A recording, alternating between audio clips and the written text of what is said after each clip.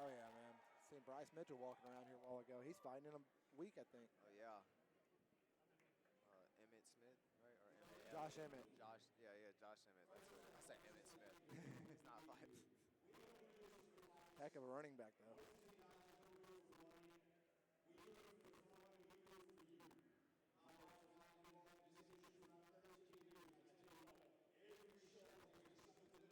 We are looking like a sold-out crowd.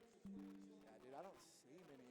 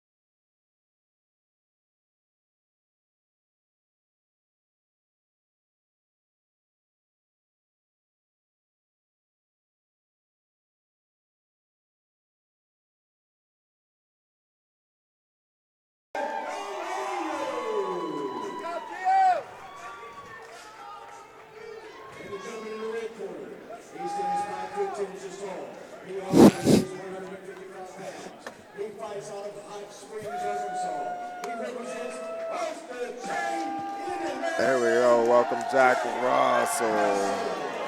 Listen to that roar for a 16-year-old man. Listen, this kid has, when I tell you, look, I go to church, and I have kids at the church ask me about Jack. Jack has a following.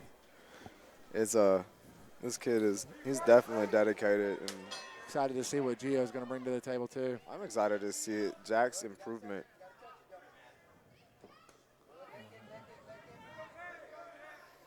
Nice. 1-1-2 from Gio. Jack with some quick jabs. Jack getting in there like a Going in, bulldog. trying to clinch, throw some mean bodies. Jack's got a lot of pressure on the cage, clinching up. He's going to get a little break there. They got a little tied up. Yeah, and Gio had to lock up to get that space. Ooh, Jack threw a mean knee up the middle. Yeah, Gio's lighting him up right now. He really is. Jack needs to. Jack's just rushing in, head down, though. He needs to take a step back. For sure. Gio's Good got a sweep. busted nose up, though. See, Jack's looking at the forward. It's not a good sign when he's doing that. He's looking for something over the top, but he's not looking at his target. Hey, I mean, what he's doing is working for him because he's getting a jab and then putting his hands up and pushing off and then putting them on the cage and then getting some shots in. Gio threw some really good inside work right there. I saw a left uppercut going to a hook. Good combos for the young man. Got him. Now they're getting their range. Now they've tagged each other.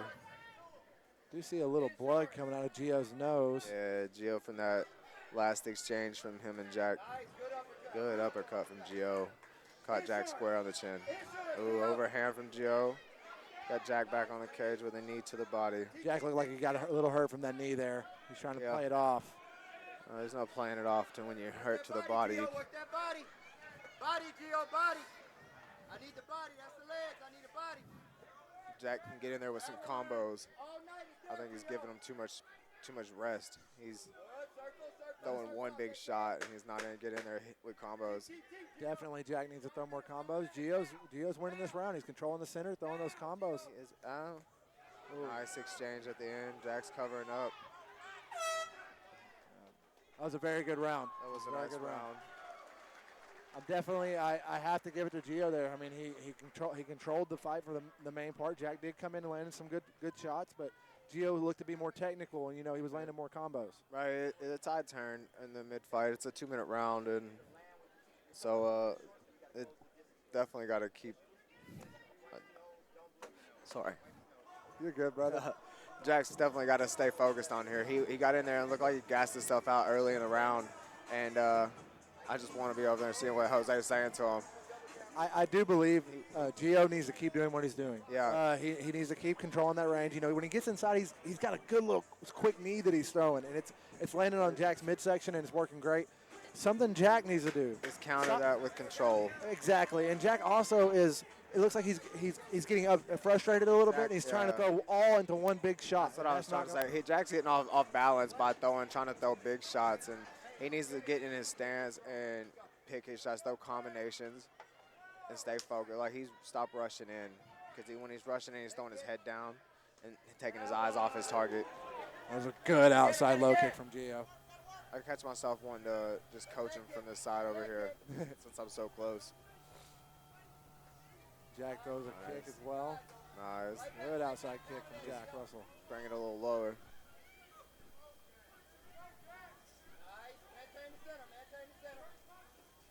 Good combo from Gio. Rushing in. Look at that. Look at that. Gio's doing a good job keeping his hands up. That's, you know. Leg kick, leg kick. That one. And say that. And they both drop their hands immediately as I compliment Gio. Yeah, they both had a good punch there. There's a good 3-2 from Jack Russell, but Gio counters. This is, like we said, a good exchange. Got a high pace going on, high tempo. Nice overhand from Jack. It looks like that landed there. The blood's starting to flow from Gio's nose a little bit more. Yeah. Good spinning back kick. If Jack would get in there and set that back kick up, it would be way more effective. He would throw a 1-2-3 or just a 1-2 and then spinning back kick. Or throw that 1-2-3, miss, and throw that spinning back kick. Jack just needs to set it up so it's effective. That was a lazy kick there from both guys. Nice. Jack throwing a high kick there. Landed. Nice. There he goes, right back to it. Throw it again. Throw it again, Jack.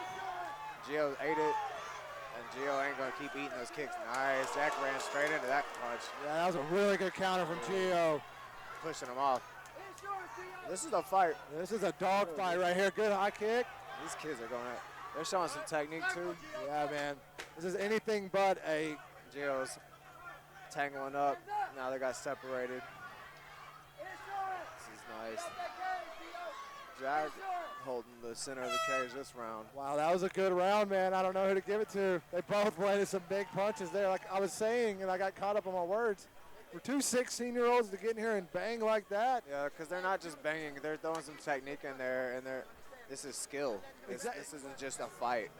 For sure, you're seeing like the work these coaches are putting into these young kids here, and it's amazing. Right? And these kids investing into themselves to put in here to understand that this is good. Good for them. This isn't just fighting. If you look at Gio in the blue corner right now, he's eye to eye with his coach, listening to everything he's saying. Jack over there in the corner, he is doing the exact same thing to Jose. This has been a great fight. I'm excited. I think, honestly, it could come down to this last round. You know, Jack chose to stay standing. He's not taking a seat. Yeah, I would give him a 1-1. Give him each one round. Personally, I would probably do the same thing. I think this is the fight right here.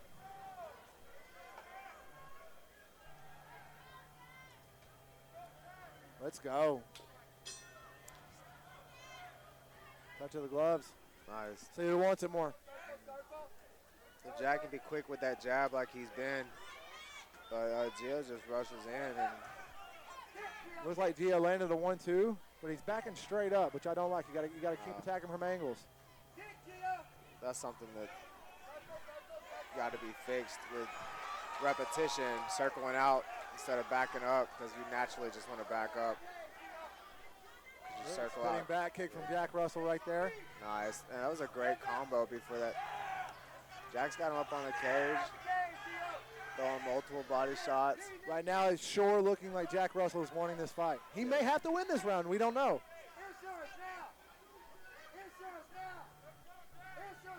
Keep him off of you. There you go, Jack. If he can keep them combos up. Quick jabs, he's maintaining this. That was a mean hook. That was a mean left hand right there from Russell. And he's working the body, working out of the clinch. This crowd is live already. Uh-oh. I think his knee was down when he landed that punch. Yeah, that was a reckless shot, though. I mean, it wasn't intentional. Referee says, let's go. I mean, I thought his knee was down. It wasn't intentional. It was just a knockdown. Yeah, I wouldn't count it as a knockdown. He did go down, but looked like he more went down on his own, and then Jack landed that right hand. But still, when you're in the fire, that's what you got to do. Jack throwing feints, trying to set something up. Oh, nice spinning heel kick there. There you go. Gio should listen to his coaches. His coaches called that kick.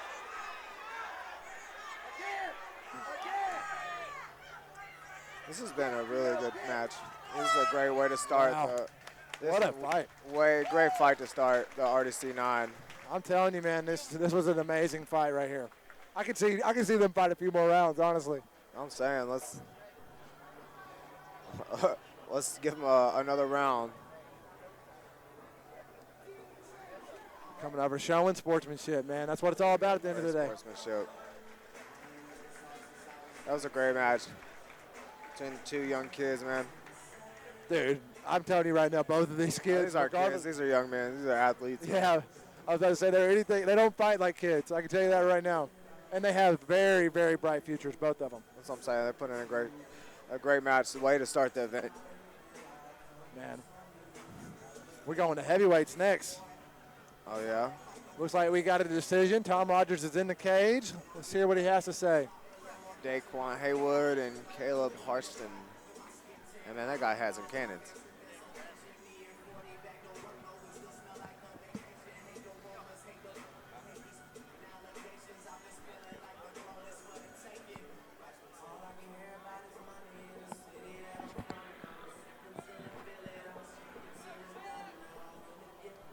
All side. Here we go.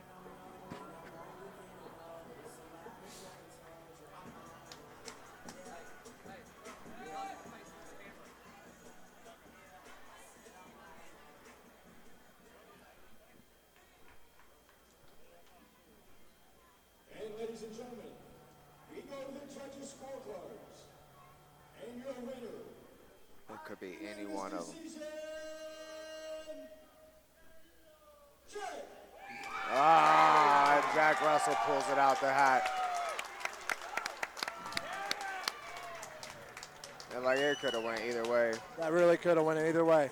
It was a unanimous decision, but I'm just saying.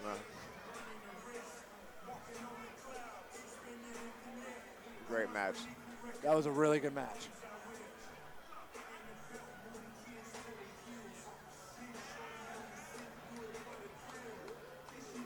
Ooh, these heavyweights though, these are debut fighters as well, both of them. Good matchup. About equal in all their stats.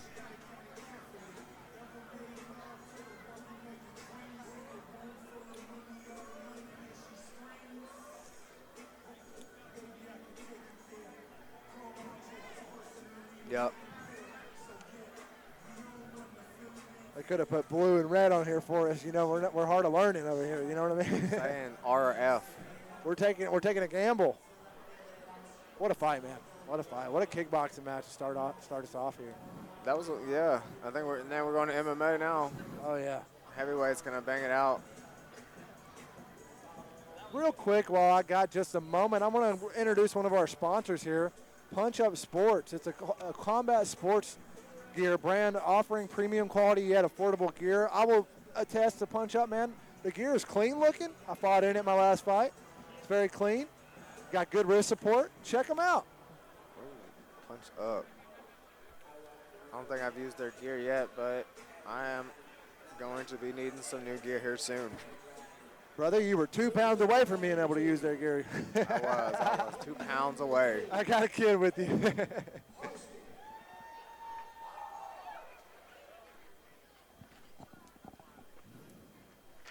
Oh, Caleb Harston. Caleb the Lion Harston. This is a debut fighter. He is 28 years of age, 6 foot tall, weighed in at 230 pounds. Caleb fights at a Broad Street gym, which is in Lepeto, Arkansas. I don't know much about Broad Street gym. This will be my first time being around this gym, but Caleb is his primary style of fighting is jiu-jitsu, so you can bet that he's going to try to take this to the ground. His head coach is Wendell Pritchett, and that'll be in his corner, Wendell and Trenton Bogus. Butchering your name, I apologize. But, I mean, I'll tell you, Caleb's got some cannons on him. Jeez, look at the size of that man. That guy has huge, like, arms. There's a little farmer boy over there. Maybe it's just his shoulders that's huge, and his chest, his upper body. I will say it right now. Caleb looks stout. I would not want to take a punch from that man. It looks like an ox. He looks like an ox. But anytime I've seen someone come in here with Adidas shorts, oh yeah, they have always came in here and bombed. But I don't think he'll do that tonight. I mean, he's got Dequan as an opponent. Ladies and gentlemen, help me welcome to the cage Mr. Dequan Haywood.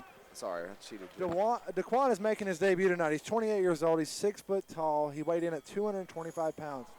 He's fighting out of off-the-chain MMA in Hot Springs, Arkansas. His head coach is DeJuan Pickney. His corner tonight, Mr. Chauncey Foxworth. That is the #1 middleweight in the United States, might I say. His primary style of fighting, he likes to strike. So we're going to see tonight.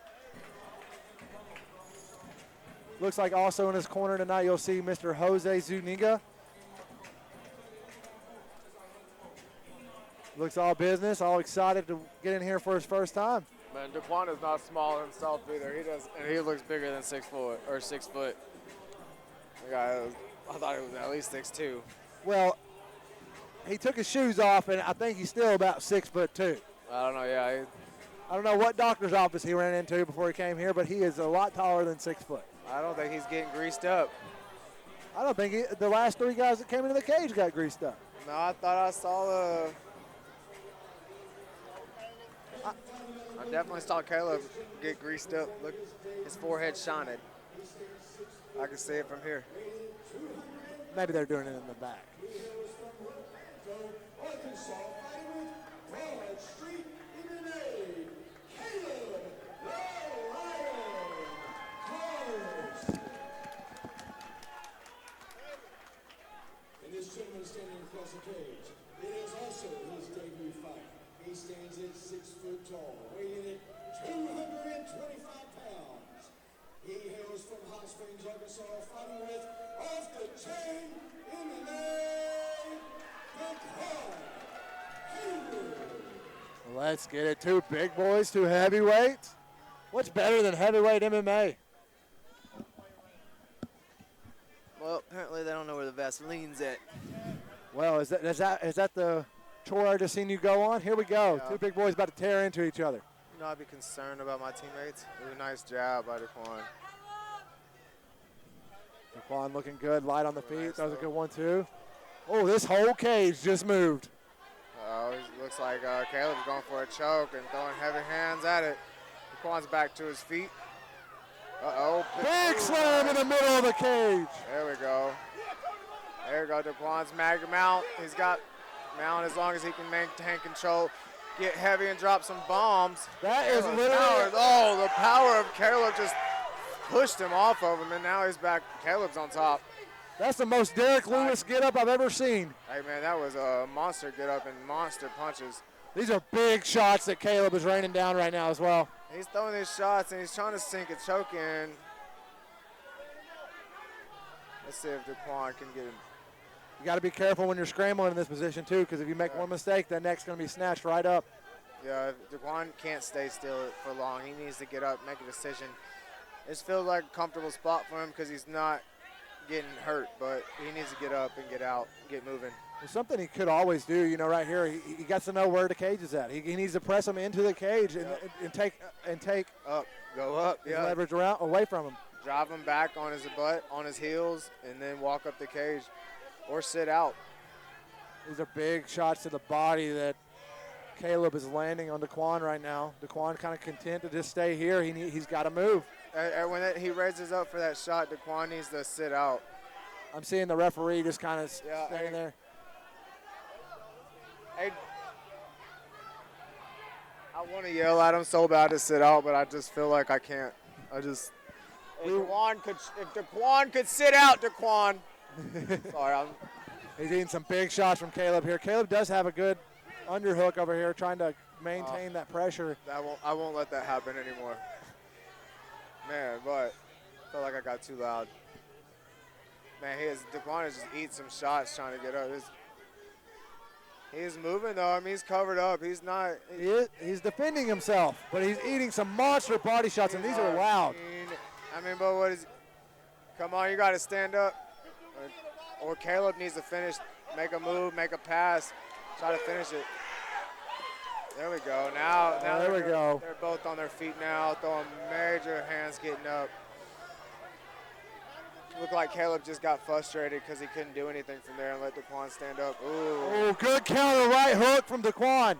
Now they're just swinging. And Caleb's on his back, and Dequan's back on the mount. Oh, we got the 10-second bell coming. Good momentum swing here for Dequan. Yeah, this is a great momentum swing, but was it enough to win the round for him? I don't think so. Caleb did land a lot of shots when he was on top. Yeah, but they were not significant shots, though. True that. He wasn't doing a lot with the position that he had. He had a lot of position, and I was yelling for Dequan to get up, but Caleb should have been making a pass to finish, and that's my mistake for not speaking on that. Like, he could have sunk that choke in or worked for that choke, but he was eating the punches. Well, when you're sprawled out on an opponent, and that opponent is content with just staying out there in front of you, you do have to try to get to the back. You know, try to work your chokes, try to do that, and land hard punches, which he did do a few of that. He could have done a lot more of it. Yeah, he could have got out that north-south and took side control on the back, or like you said, take the back completely, and then change positions. Hey, but you know what? I'm not fighting in there. Dequan's a big boy. Caleb's a big boy. And that's a lot of muscle feeding a lot of oxygen. Oh, yeah. And they were throwing some heavy hands. I'm saying I would not want any of them to connect on me. Oh, absolutely not. Let's see how round 2 plays out here now that they both filled each other out. I believe this is both their debuts, too, so they got a round under their belt now. Let's see how they change. And they look good. They don't look like debut fighters. Absolutely not. I mean, they're making mistakes, but... Oh, big right hook! Ooh, Caleb made a big hook, but, you know, he maintains composure. Good reversal for Dequan there. And Dequan's feeding him. Caleb's grabbing cage. Oh, the ref's going to stand him up because Dequan's grabbing cage. I said Caleb, but I meant Dequan. The ref just saved Caleb the round because I think Dequan would have finished it. He just saved him. You know, he's going to lose a point. Yeah, if he's going straight to taking a point. Well, when you're in that position to get on top and you grab the cage and pull yourself in the mouth, it's fair. That's fair. I mean, there's rules for a reason. And he just hope he didn't cost himself the match. I know there's still a lot of round left, but this is going to be an oddly scored round. You got a knockdown, then you got a point taken away immediately. Yeah. We still have 2 minutes left. That was almost a finish. Oh, let's see if... Oh, big shot, and he drops him again. Oh, yeah, we'll see. You don't need the referee. Dequan says you can take the point because I'm taking the round. I'm taking the match. Wow. What power from Dequan right there. Dequan stood up and rained down. Straight punches. Oh, he's landing them left, right. Left. Oh, these are big shots, and that is the fight. That's the match. You cannot, heavyweights, that's the thing, heavyweight power. You cannot sit there, eat punches. I don't think Caleb knows where he's at. He's looking at the ref. Oh, he's right here in front of us, too. What a fight for both guys. Good debut. Dequan, what a way to go. That's a way to finish it. Those were some heavy hands. Both fighters, man. That was a good fight.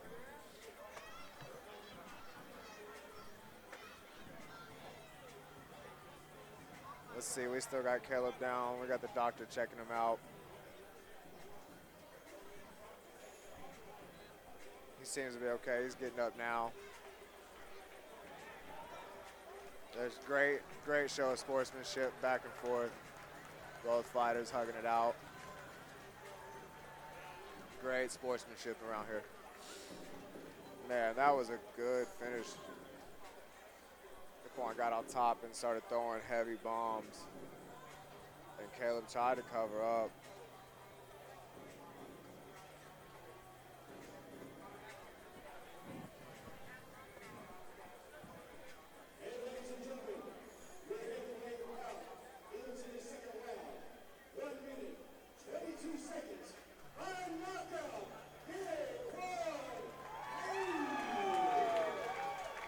Haywood, second round knockout.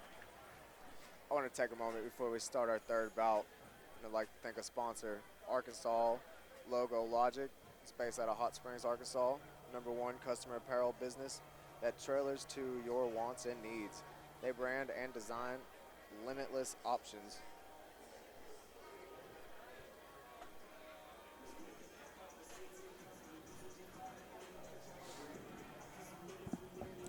You want those after or before?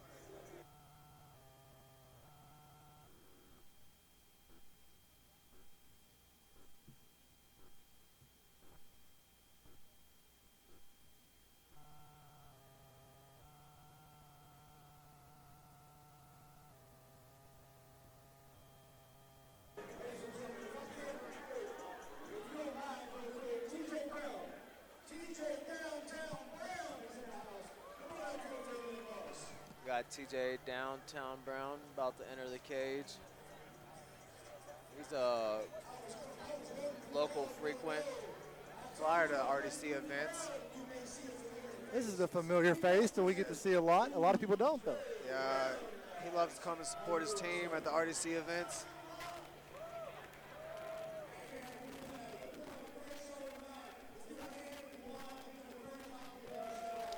Sure does, man.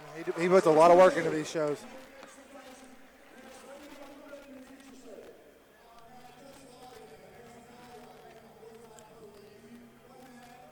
Yep.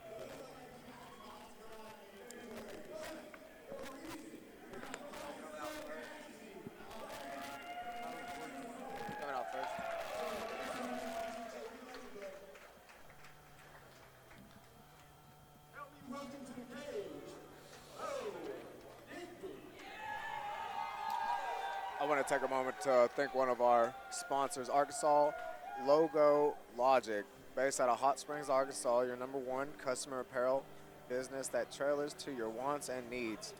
They brand and design limitless options. We got Bo Digby coming to the cage. Bo, the silencer, Digby. Bo is 0-1 in his amateur kickboxing career. He's 21 years of age, 5'10", 136 pounds. Bo's coming in here for his first victory. Fights out of Off the Chain MMA, which is in Hot Springs, Arkansas. In his corner, you're going to have Chauncey Foxworth and DeJuan Pickney.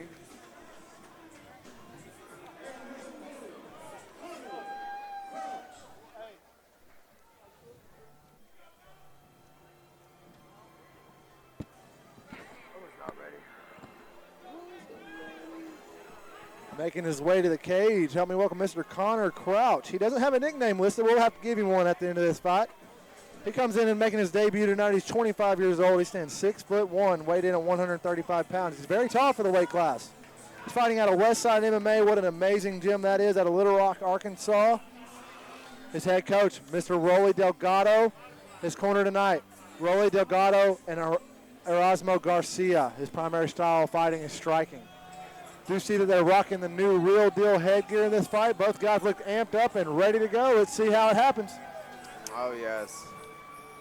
Bout number 3 was sponsored by Arkansas Logo Logic, based in Hot Springs, Arkansas, your #1 custom apparel business that tailors to your wants and needs. They brand and design limitless options. Be sure to check out Arkansas Logo Logic.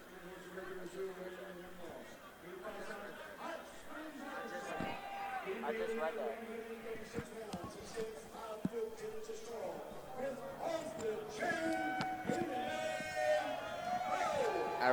I read it before I was supposed to, and then again, and then you. They're an amazing sponsor. Yeah.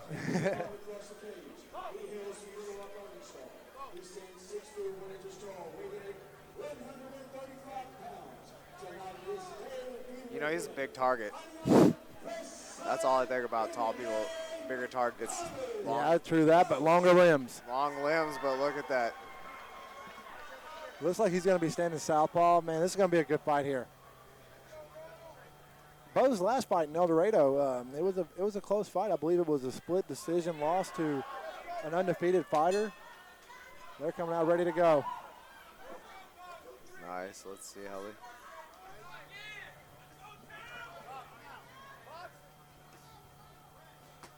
Good head kick from Crouch. Bo landed a good inside kick there before then. Yeah, nice hook from Bo. Hitting 1-2. Bo's keeping his distance on her for the longer fighter. He's getting out of range, getting there, getting his punches in, and then getting out. Let's see him circle out instead of just going back. I would like that. Bo's landing some good combos. Going to the body now. I think if he can manage to circle instead of going straight back, he could probably take his side and throw some combos too. Because Bo seems way more active on the movement side. He's landing big on Crouch. Crouch looks to be looking for one big shot. Yeah, Crouch is standing still. He did land a good straight left there.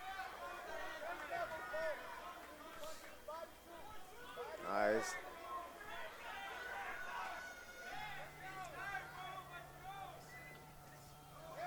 Good two from Bo Digby right there. Bo's staying busy, throwing combos. Headgear is coming off. Both fighters seem to have trouble with their headgear.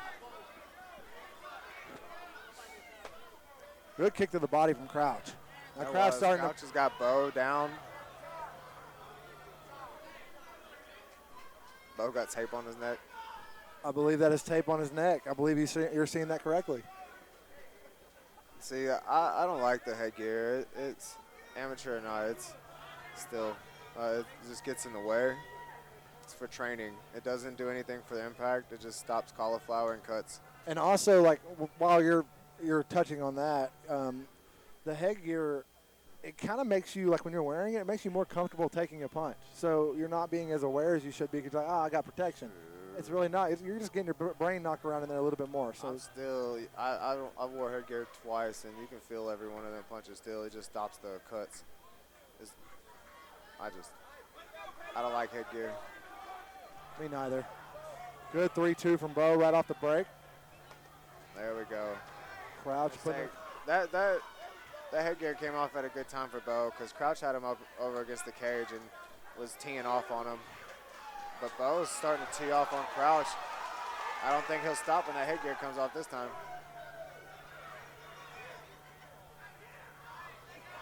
Oh, Crouch said, he said, forget that headgear. Went in with a flying kick.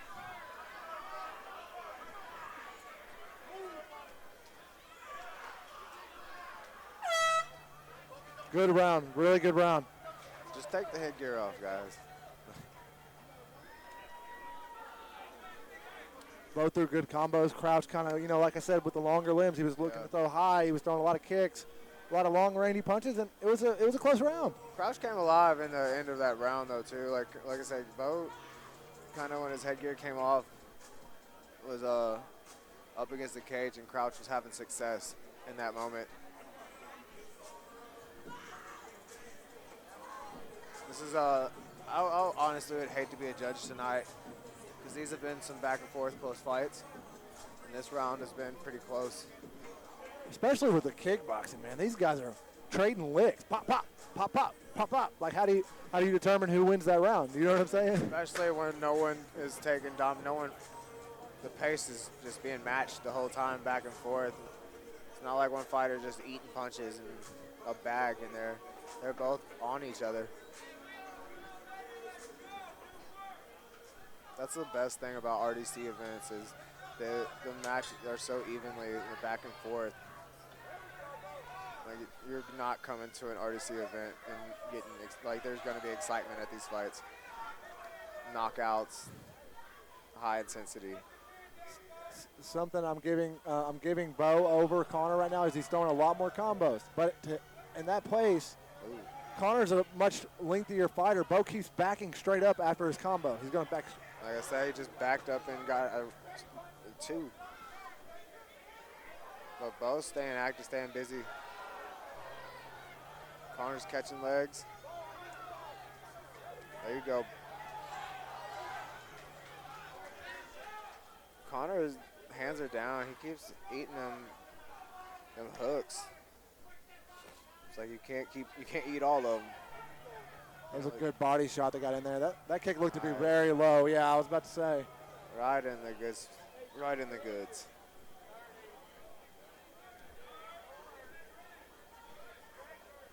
I'm excited to see how the referee handles this situation because I'm not throwing no jabs. But while I got the mic, I will say, in my last fight in the same arena, I was kicked right there in the same area Bo was kicked in, and I was told to get up, that it didn't happen. Oh, yeah, because your ref didn't see it? Yeah, I don't believe the ref saw it, but I believe everybody else in the arena did. I'm just saying I'm glad to see this referee giving Bo his time. It's nice. He said, well, I have the mic. Well, they'll have to rip it off of me tonight. The ref thought about fixing his chin gear or his headgear, and he was like, nah, we'll just let him suck it up. That is some fancy headgear, though. I like the Real Deal logo on there. What is our referee's name tonight? We got John Munns, and then I think I have a list. Let's see. What's the referee's name? So we got John Munns. We don't have a list. that is not Munns. That would be John Munns if he went on a very detailed workout regimen. Man, he would have to grow. Munns is shorter than me, and I'm short. Dude, with technology these days, anything can happen. Good 2-3 for Bo Digby right there. Anything is possible. I could live 500, 600 years. Bo's landing a lot of good combos. Connor looking to counter. Bo needs to keep his hands up and start circling around. He's still going back. But now he's against the fence. He's finding himself in a circle. Ooh. These guys are trading back and forth, man. This is such a close fight. Overhands. Just nice. Tying up. Let's see. Good front kick from Digby right there. Bo Digby with that front kick right up the middle on the chin. Almost clean.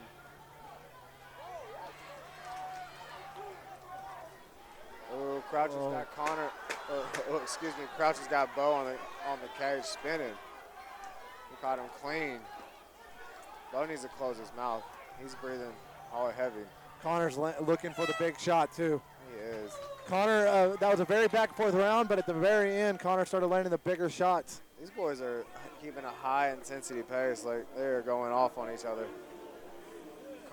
Does round 3 slow it down, or do they just keep going? No, I bet they keep going. There's no slowing down. Shout out to my sister-in-law, Bailey Headley, the ring girl you see right there. She just had her 21st birthday. There we go. I want to hear what Jose is telling Bo. Because Bo's throwing good combos, but as he's telling him, stay tight, stay focused, stay in the stance, quit getting off balance. What's Crouch's corner telling him? Look at all they're standing. The only knock, and I mean, he's fought beautifully. Both guys have. The only knock on Crouch is he's kind of not throwing enough. If he would match the output and striking of Bo, he would be winning this fight. But right now, that's why it's undecided. I think it's still a really close fight. This is a. Bo, you got it. Whoa. Kick his ass. Bo, you got it. That would be the mother of Mr. Bo Digby. Right there, supporting her son. Oh, yeah. Oh. Bo lands a big right hook. Counter right by a body kick. Yep. Bo is staying on the inside. Oh. Then 3s and 4s, back and forth. Them hooks are heavy. Crouch is taking out the legs of Bo. Man, these guys are trading. They do seem comfortable just standing there trading hooks.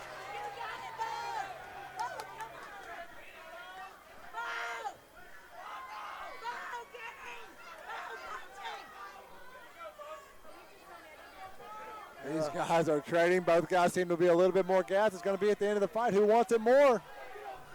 Big right hand. Bo lands right. Bo's landing the heavier side of combos. Ooh. You say that, and then Crouch lands a strong left hand. Strong left, and then throws that body kick. Now they're clinched up on the cage. Crouch is feeding Digby some knees. Digby circles back out to the center of the cage. And just continues to circle. Both men start to trade off again. Bo's got Crouch backed up on the cage now. They're throwing a fury of punches. Both guys look very exhausted, but they're still not content with letting it go. They're right there in the fire. Both men getting back in range, starting to trade again. Digby with a straight 2 down the middle, seems just barely to miss. Crouch is throwing an inside leg kick, got Bo back on the cage, feeding him some knees. Big knee from Crouch. Just teeing off on him. I'm telling you, this is a battle. They're just trading back and forth. What a fight this has been. Final 10. Big Big uppercut, too. Digby lands a big uppercut right at the end. What a fight. Who do you give that to? Man, I feel biased, you know, so I'm just going to wait and hear. I'm the same way. It's hard when you see a teammate in there. Both guys fought beautifully. Connor, that was a heck of a debut, man. That was a great third round, too. Like, you asked if it was going to slow down and if anything it picked up. That's right there. You got two young guys that wanted to win that fight. And definitely. Third round was my favorite round, I'm not going to lie. Me as well. I think either way this goes, both guys can look at it and be happy with it. They both left it all out there. Yeah, either way, in this situation, I hate it when people say there's no losing in amateur or loses experience. But, I mean, right here, both fighters gain experience. Oh, yeah, man. They both gain experience, but you always want to win. I want 2 more rounds. I do, too. I can agree. I think they'll do it without the headgear. Bo just shook that stuff off. He did not like that. No. I don't believe Connor liked it as well. He's still trying to get it off, but it looks to be that he has tape on it in the back. Man, I remember we in the RDC9 we had to wear headgear. There was no ifs, ands, or buts about it. And the first thing I did when I heard that final bell is I threw that thing out of the cage. I remember that. I fought Tyler Skeeton. Yeah.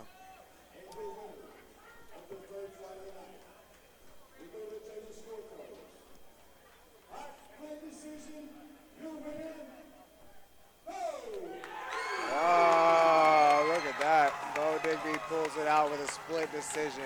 What a fight. What That a was fight. a great fight. Connor, you can tell Crouch is disappointed, as we all would be. That was a close fight. It was a good fight. Man. There's nothing to be ashamed of and disappointed in. That was a good fight. Man, and you got, and check this out. You got 6 minutes of you in the in the cage to go back and watch later and break down like, I could have done this, I could have done that, and then you go implement it in the gym and you get better. These are things you're going to stick with you in the gym. These moments that you think about, you go back and look at.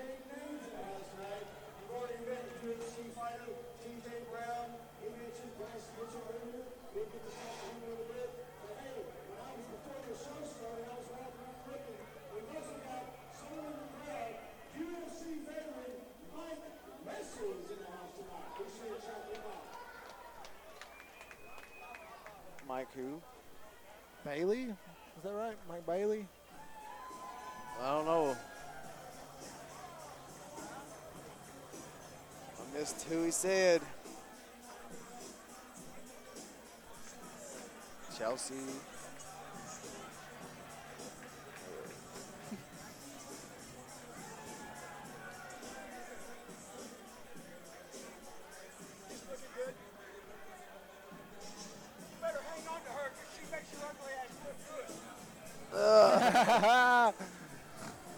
Oh, man. Chelsea Zoe. Is that who we have here? Guys, our next fight is going to be sponsored by Legacy Printer and Supply, a locally owned and operated business that offers professional and personal printing services. Legacy Printers and Supply is an official sponsor of Real Deal Championships, and all the work I've seen them do is very nice. They printed all these cards we have out here tonight. Give them a holler.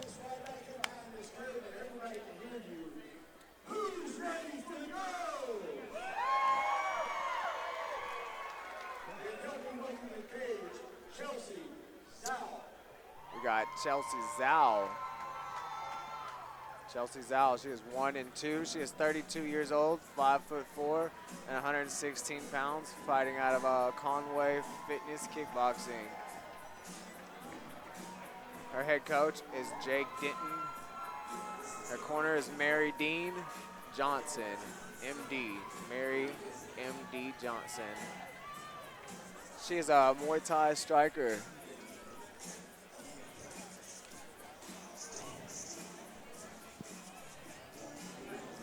Anytime I see the shorts that Miss Chelsea is wearing, that always means that every time I see that, I always say, you know what? You got to be able to kick when you get in there. Oh, yeah. You can't wear them shorts and not be able to kickbox a little bit. So, with that being said, she looks all business. She looks like she's getting ready to get in there and put us. I mean, you don't do a kickboxing match and not be able to kickbox. Well, true that. If you do, you're silly. Hey, there's people out there that they can just get in here and do it without training. Hey, respect to them. They did it. Come on, yeah.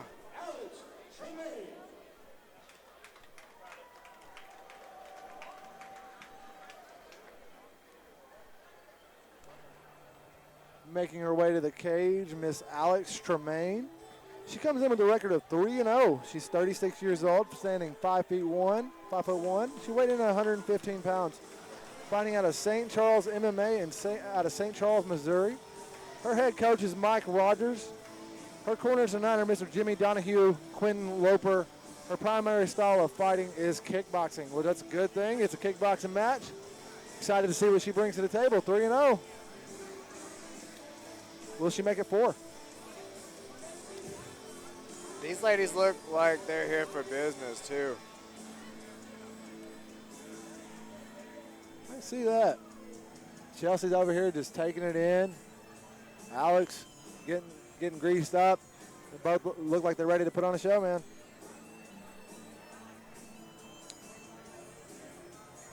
Hey, man, I'll be honest with you. The ladies put on some of the most ferocious matches that I've seen, like trading back and forth nonstop, just relentless. It's the testosterone. You know? Could be. This is going to be a great fight. I can just tell by looking at both of these ladies. This is going to be awesome.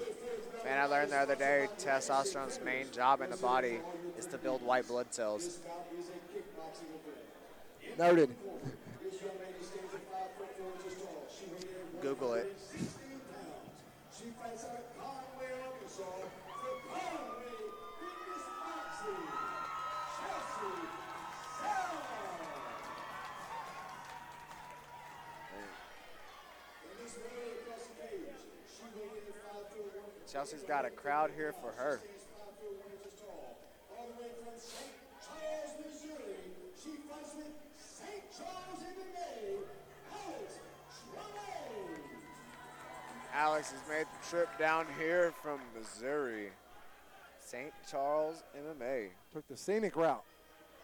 We got John Munn stepping in there for the first time tonight. This is going to be a good fight here. I'm excited for this one. I'm excited too. These ladies are just gonna go. This must be a Muay Thai match. They are not wearing headgear. Ooh, Chelsea was straight teat kick to the body. Alex Good kick to rushes the in. Oh, Chelsea with some repeated kicks to the head. Ooh, that was close to being damaging. She pulled it at the end. Alex went down, but straight back up to her feet.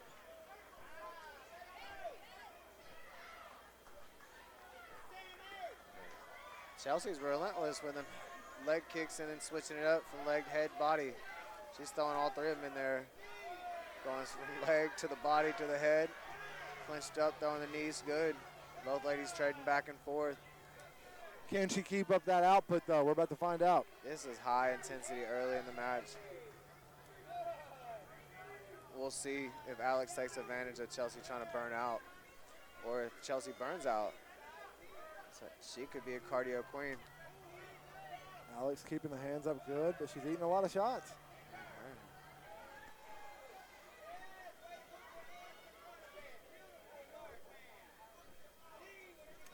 Alex is throwing the teats, and she seems to be bouncing off Chelsea. A lot of kicks. Chelsea's throwing a lot of kicks.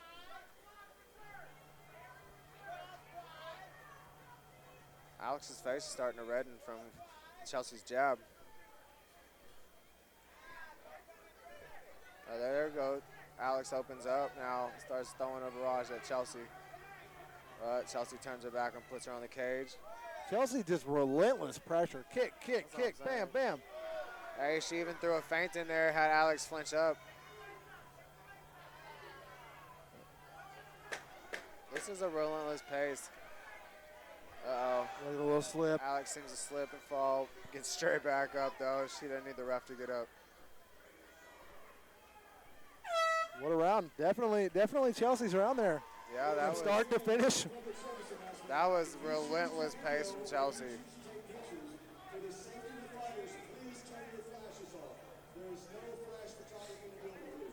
Yeah, definitely Chelsea's round there, coming in at 1 and 2. Alex is 3-0. She's 3-0 for a reason. She did have her hands up good. She didn't eat a lot of damaging shots, but she just had no answer for the output. You know, she doesn't look like she took much damage. I would say she didn't take any significant punches. She blocked a lot. Most hands were up. She was blocking the kicks. She ate the leg kicks. I mean, she blocked the kicks to the body. She was blocking the kicks, but what got through? She wasn't able to put out because she had to defend. True that. And I mean, if we had like UFC does it, and we had like the fight totals, you're looking at like 115 strikes thrown versus like 3 or 4. I mean, she threw a little bit more than 3 or 4, but I want to give her some credit because she was in there throwing. She wasn't just eating punches, but you know, we're back at it. Chelsea's opened up with a barrage of punches again. See if this fight gets a little bit more technical, you know. I think Alex needs to start working on trying to slip these punches and getting to the inside of her, or to the outside, and taking angles on her. Big jab from Alex there. She's just trying to stand in front of her, and then they're clinching up now. Alex has got her clinched up. Chelsea pushes her off and throws a head kick. Nice, and throws another head kick. Chelsea with these kicks.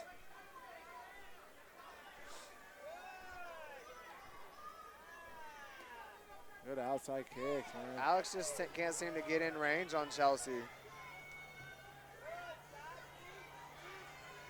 She got a little stutter step before she gets inside.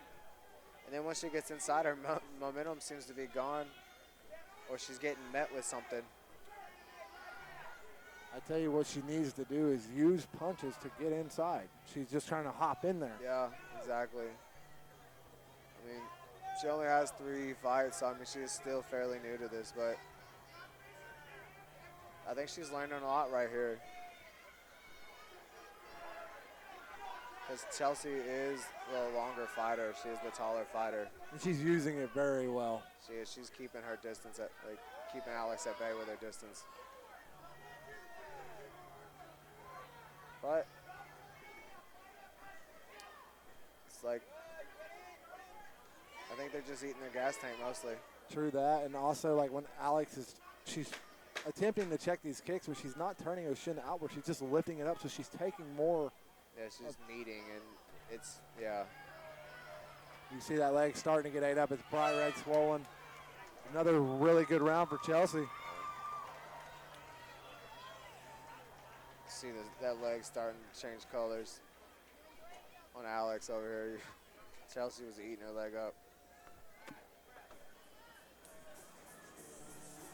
It's another great fight put on by Mr. Dequan Pickney in Real Deal Championships. Definitely, I'm leaning towards Chelsea. Alex has got to get a finish or have an extremely dominating round to change my mind. A finish, pretty much. I'm going to give first 2 rounds to Chelsea. Chelsea seems to want this more than Alex. I mean,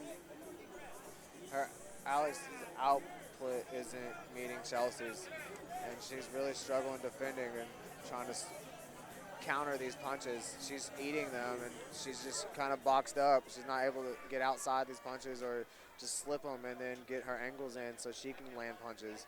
She's kind of just standing there eating punches.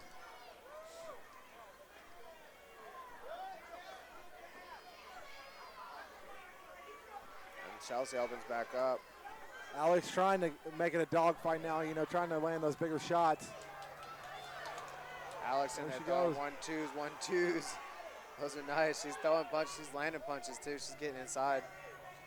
Throwing leg kicks. They're clinching up now.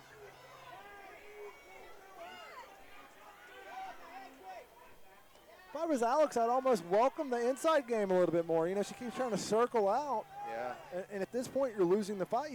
If she wants to clinch with you, you got to beat her to the punch on the inside. Right. She slipped her earlier and then clinched up on her. I would say slip her again, and then like I got Vincent, get to that outside and land that good 1-2, catch her clean from the side.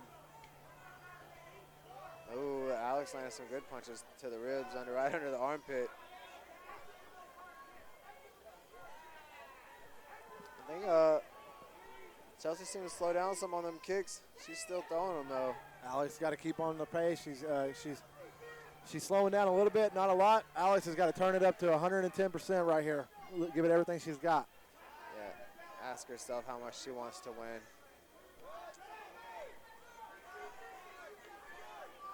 But both these ladies are putting on a great show. They're putting out maximum effort.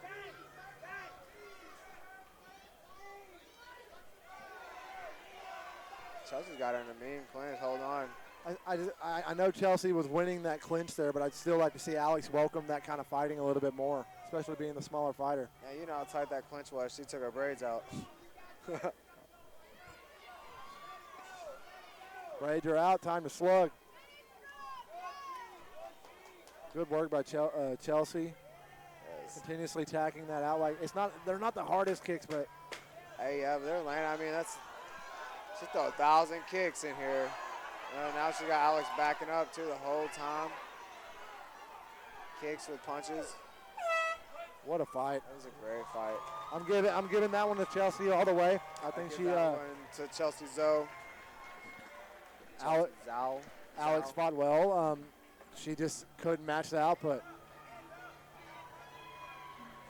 Excuse me, Chelsea. I'm sorry I butchered your name. Great fight.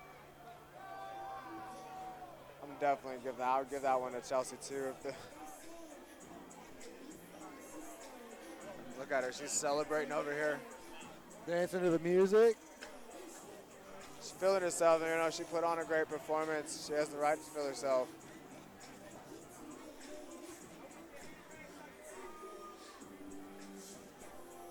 What a fight from both ladies, though. Much respect to both ladies getting here out. Both on athletes.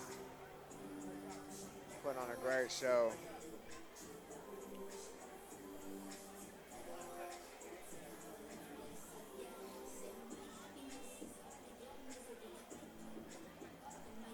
Good sportsmanship shown by both ladies. Great sportsmanship. All right, looks like we got ladies in the middle. Munz has got the decision. What a battle. Put your hands together for both these young ladies right here. And we got to the scorecards.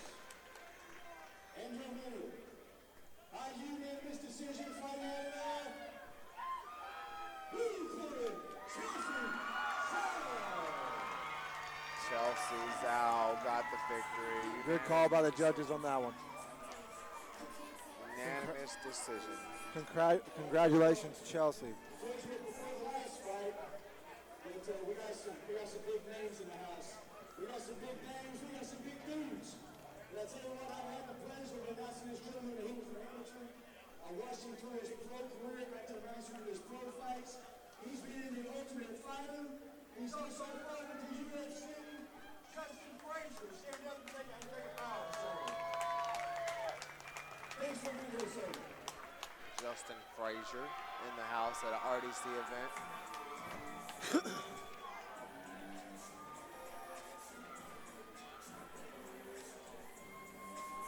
Man, there's every seat in the house is full. A lot of people standing up behind us, man. This place is packed.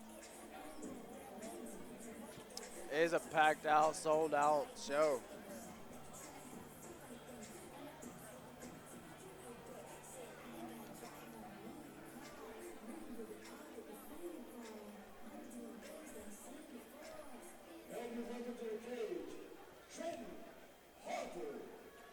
We got Trenton Harper coming to the cage. Trenton, the reason Harper. This is his debut fight. He's 23 years old, 5'10", 158 pounds. Looks like he missed weight by 1 pound also. Still fighting. Out of Houston, Texas. Trenton Harper. Trenton, the reason Harper fights out of Houston, Texas.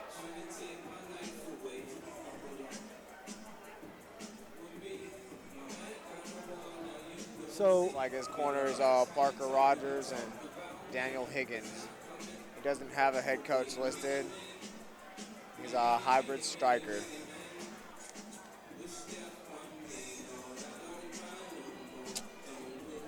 Trenton doesn't have a gym. Just from Houston, Texas.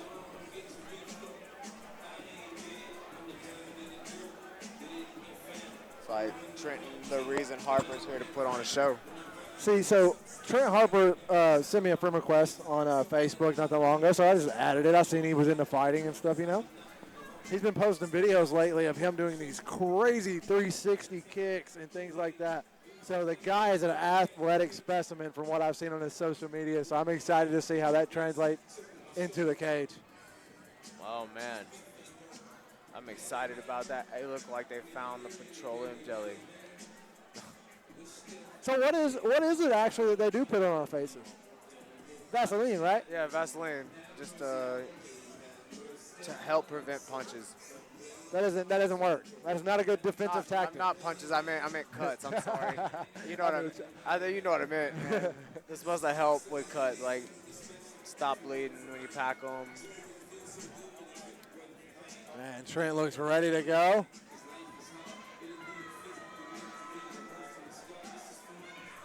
Little first fight nerves, but this guy looks like he's welcoming all of it. Definitely looks like an athlete.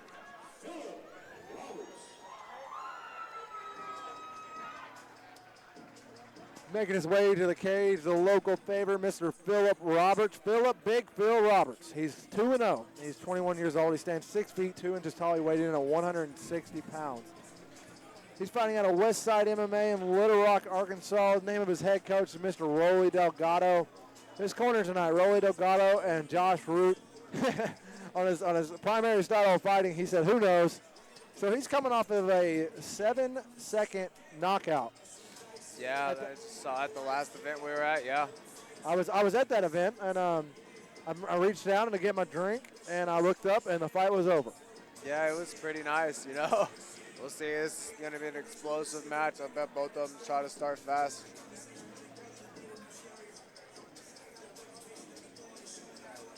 He's been very active. I believe he just started fighting this year. Oh, yeah. See him repping the UFC shorts.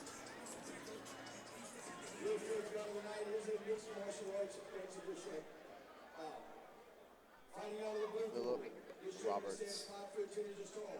He weighs 158 pounds. He hails from Houston, Texas.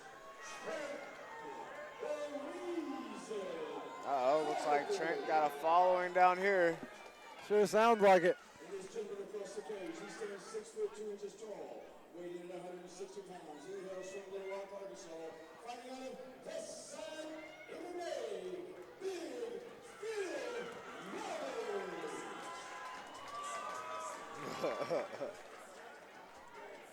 Let's go.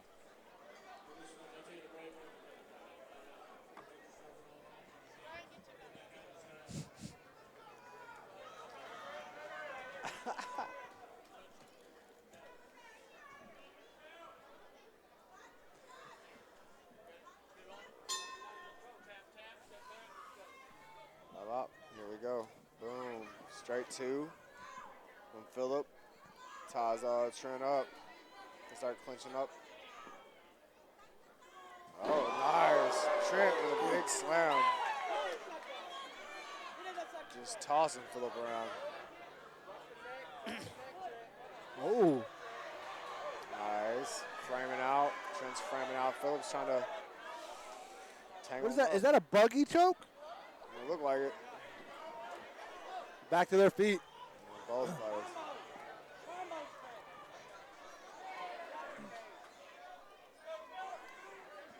Very technical, high level, high pace fight. Very so. It's a good fight. Good question mark kick. And he set him down with a 2. I tell you, Philip's got some power. Set Trent right down with that clean two. Now he's right on the back. His whole, you can see his expression on his face change when he got popped. Does Philip have a choke in? I do see that he's got his hooks in now. He's working for that rear naked choke. And that is it. Philip Roberts wasting no time yet again. No time at all. Set him down with that 2 and then put them hooks in and lock that choke up. Philip is not here to play. He is here to get in and out. He's for the finishes. Wow.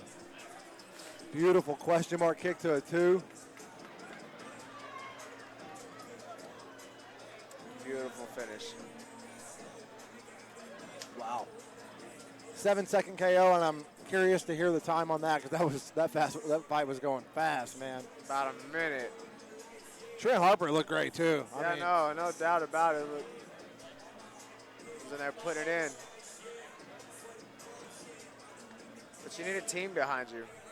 For sure. And Fix your mistakes. He's got some training partners listed. No head coach and no team. Dude look like an athlete. Let's get a team. yes, sir. 1 minute, 12 seconds into the first 1 minute, 12 seconds.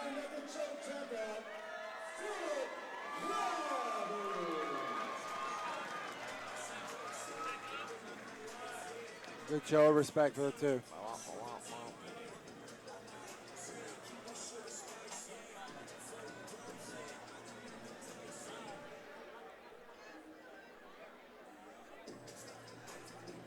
Excuse me while I go get another bite of those nachos. I'll be back.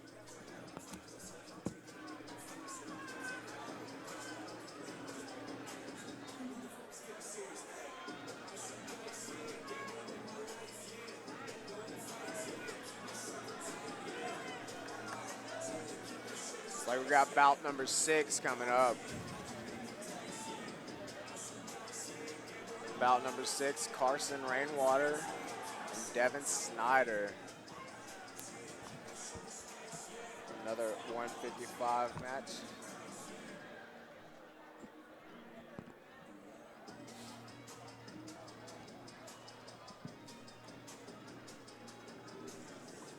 We'll take a moment to introduce one of our sponsors.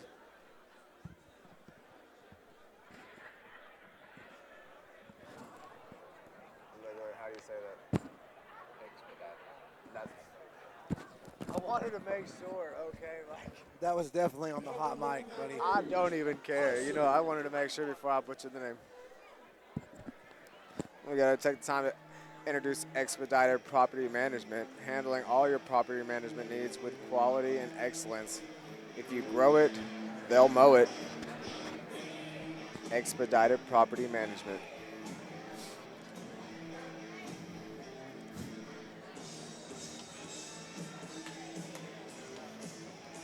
We got Carson Rainwater coming down to the cage. Carson is 2-2 and 1 no contest. 22 years age, 5'10", 156 pounds. Carson sprinted to the cage. Gym Without Limits in Batesville, Arkansas. Head coach Matt Sellers. Carson says he is a street fighter. That is his primary style of fighting. Street fighter. In an MMA match. Street fighter with technique.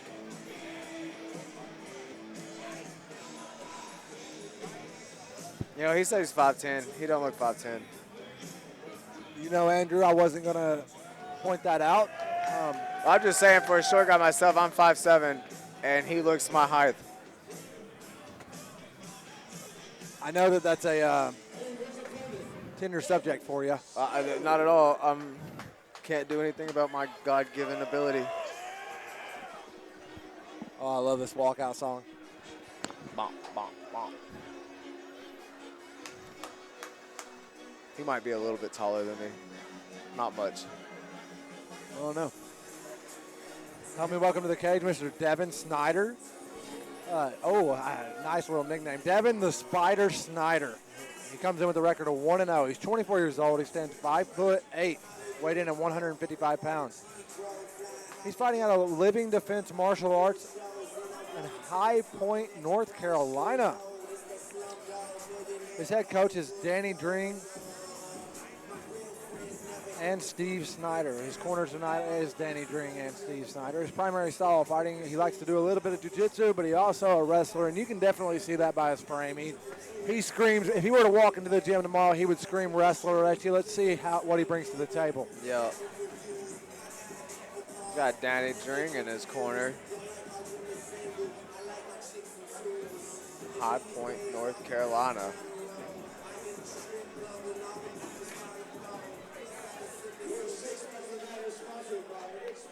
You know, Danny Dring puts out some good athletes. He's a book of knowledge.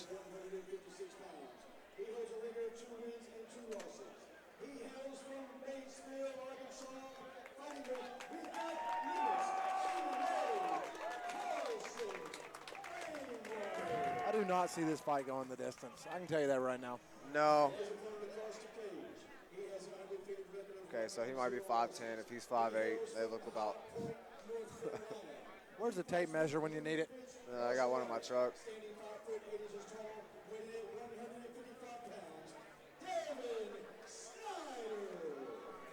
All right, let's see how these young men. Both of these men look calm, collected, ready to go.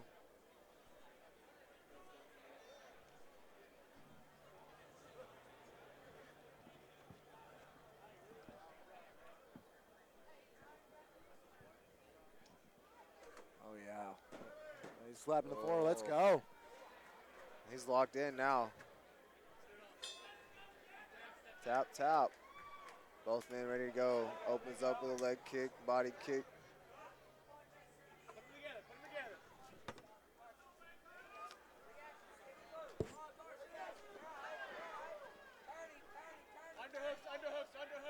Snider looking to work the takedown.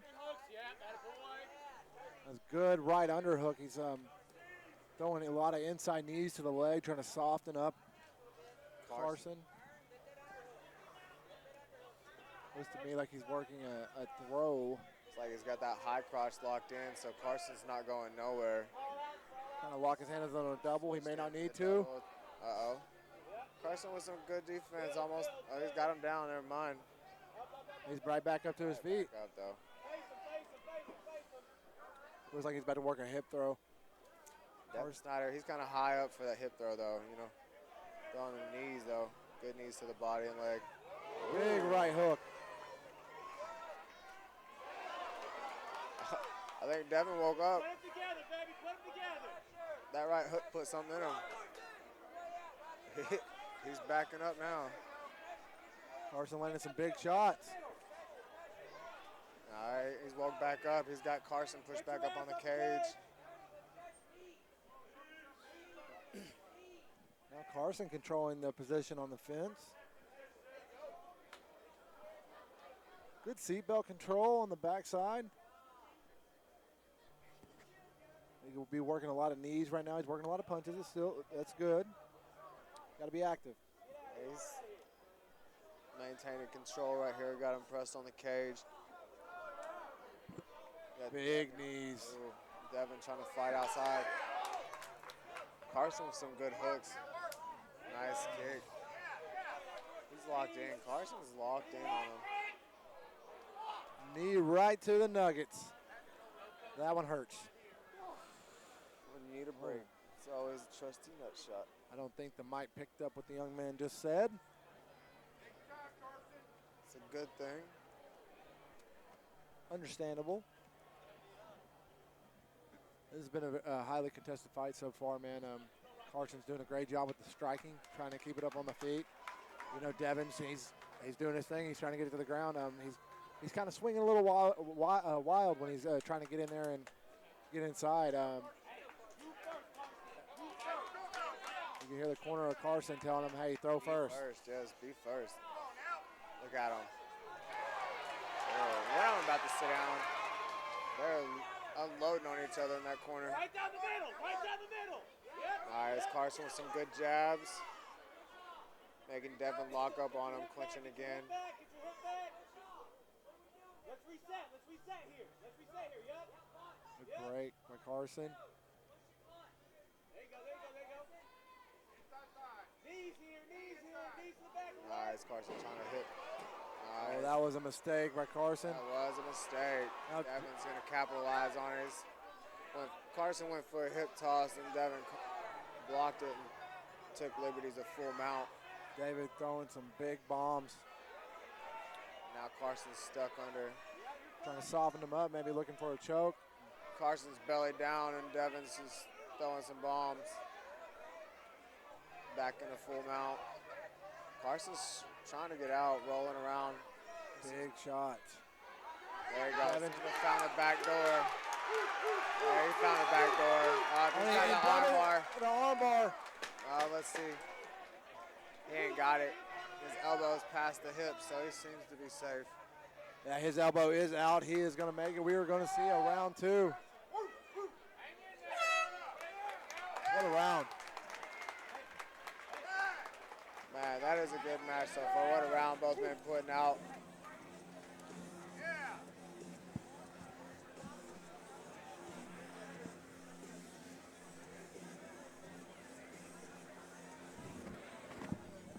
That was the second. That was the first round, I thought.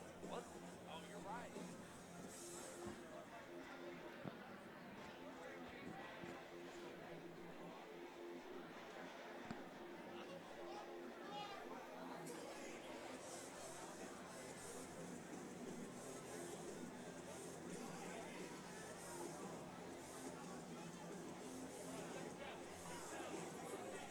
About to get back underway. Clearing out the cage.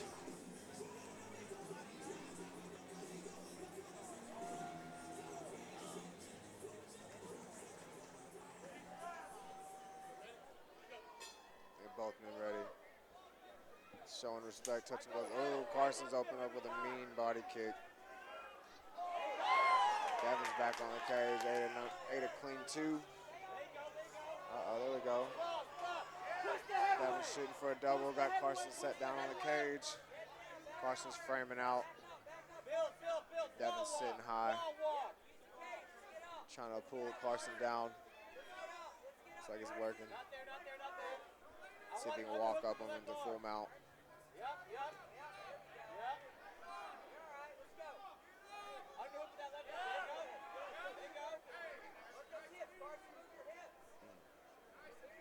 Devin's walking Carson up on the cage. Sneaking punches in when he can. Carson's trying to push off the cage, but he's already a little too extended. Needs both feet on to push off.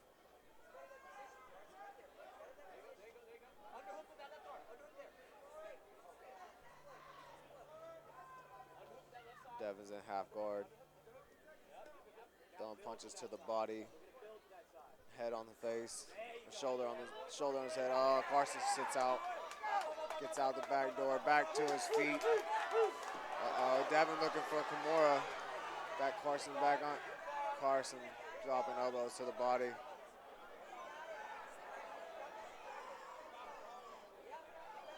Oh, Carson's stuck. Looks like he's out.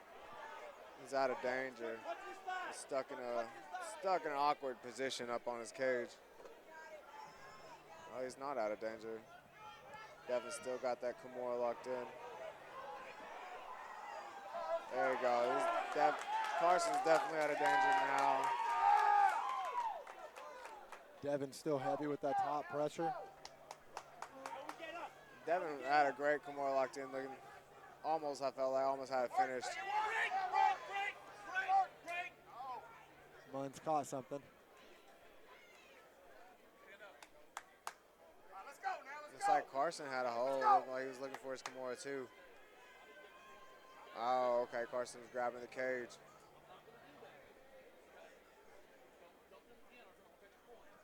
He's giving Carson a warning. If he grabs his cage another time, he's going to take a point. That was a hard warning right there from Munns. Yeah, because Carson had a dominant position.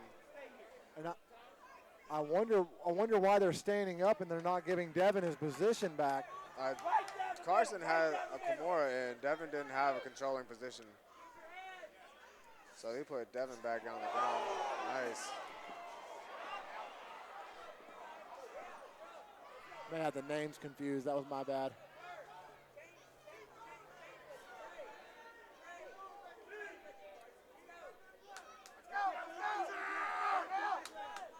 Going for the single. Devin sits him down.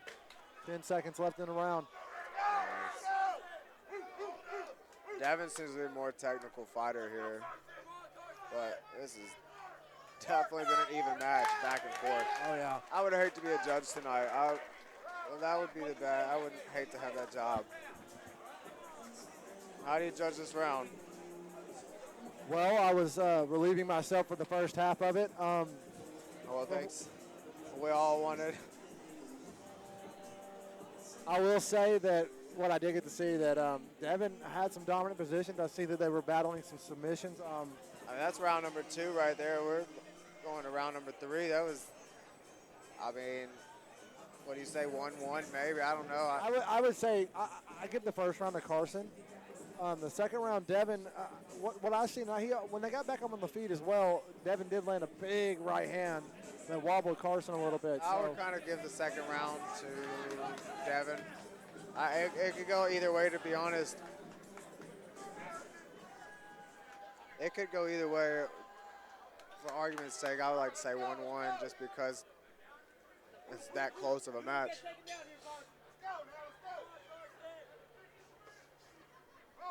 Carson's definitely more of the pressure fighter. Love a good round 3. It's turned into that dog fight. Oh, Devin with some mean body kick. Back clenched up on the cage. Devin throwing knees. Carson's giving his back to Devin. Good takedown by Devin.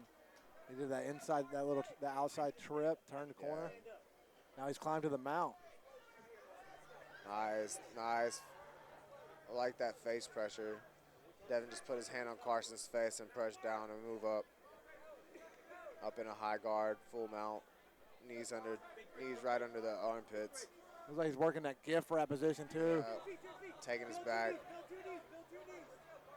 giving his back to get out of that.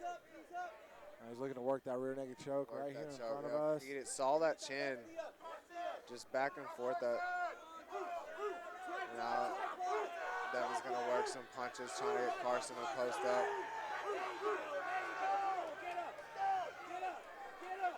There you go, yanking him up. That's some good jiu-jitsu and wrestling pressure right there from Devin. Yeah. Carson needs to work on getting his knees underneath of him so he can posture up and try to sit up. There he goes. Sits back on his knees. Devin's grabbing wrists and rolling. Carson's corners advising him to turn into him. And Devin almost lost that outside hook there. He was able to regain it, but he's got his feet crossed. Okay. There you go. Good shots from Devin on the top. He's still got the back. Yes, he's seat belting him. He's riding him like a backpack right now. Can he get that finish? Nice. No. I think Carson's safe right here. If he can just get up and get out. Nice. Devin's folding over, throwing some hammer punches.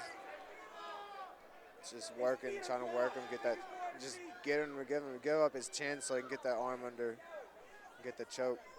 He's trying to climb back to the top mount, and now Carson's got him a little high. What a reversal to get right back seated down. He's smothering Carson at this point. Yeah, this is complete. This is where technique takes over right here.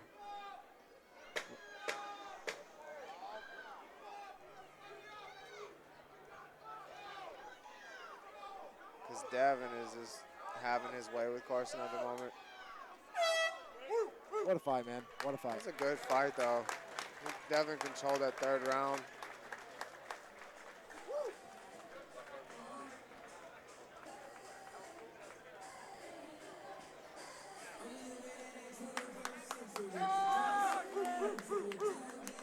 You know, those are both tough fighters. Who do you give the fight to? Oh, man, it's so hard. I'm going to Devin finished strong. He finished the fight in control. Carson sure had his moments as well. He finished the second round in control, and I believe he also finished the first round in control. You know, in mixed martial arts fights, man, that's what it's all about. Devin was able to show more dominance in the wrestling.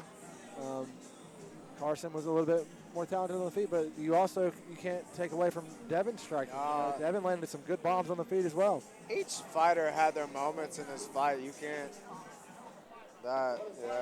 What a shot by Brian Hartman. He's showing us on the camera over here. What a fight! What a fight! Two great fighters right here. So we go to the judges' scorecard. Your winner, by unanimous decision, Devin Snider. That was a close round. Hard-fought victory for Devin. Carson Rainwater put in some hard work, man. Just tighten up his game a little bit. That man, he brings business in here. We will see you, ladies and gentlemen, in 10 minutes. That feels so stupid because some of the shit I'm saying, I'm like, I don't know.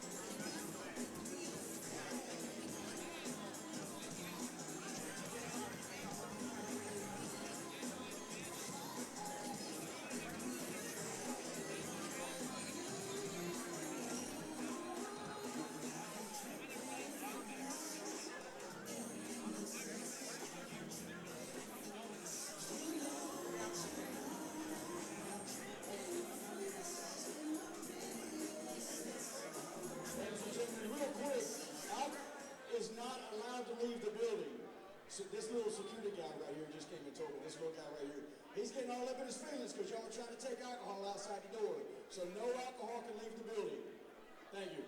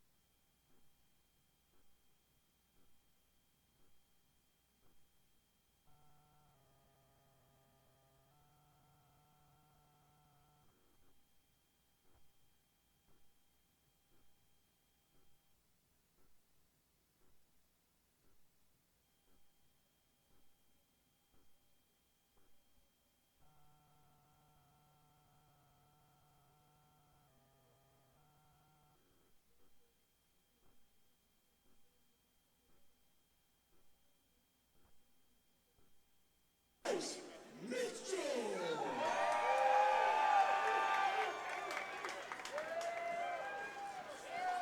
So, Thug Nasty, man, I tell you what, we all follow your career here in Arkansas. You're a steward of the business. You're a support system for Arkansas. We love you for that. And if I heard right, if I saw it right, you got a fight coming up this next Saturday. Took it on short notice. It was a great opportunity, and it came out of nowhere. And that's how God works. You can think, hey, I'm stuck in my life. I don't know what's going to happen next. And out of nowhere, that phone's going to ring, and that opportunity's going to come if you believe, and you just keep working. Outstanding, sir. So, Wes, I remember my age, but I've been doing this for a long time. And I remember when you came up through the ranks. Just real quick before we get back started, these young up-and-comers, these amateurs that are here tonight, what does it take to do what you do every day? Well, you know, the main thing is my faith in the Lord has made me stronger than any other thing in my life. And I want to tell you, I love everybody in this room with all my heart. And if you watch my fights, thank you so much. And if you haven't, it's okay. What's more important is that you know who my Savior is. And if I told y'all my testimony, how I came to God, most of y'all wouldn't believe it. Y'all wouldn't believe it. I've seen demons casted out by the name of Jesus. I've spoke the name of Jesus, and my problems and my worries, they were gone like that. I've seen them walk out the door. And anybody that's going through anything, you can always pray the name of Jesus, and he will be there. And you might not like the answer he gives you at first, and he's going to give you an answer. So when you fight on Saturday, he's fighting in Las Vegas this coming Saturday. True native from Arkansas, Deshawn.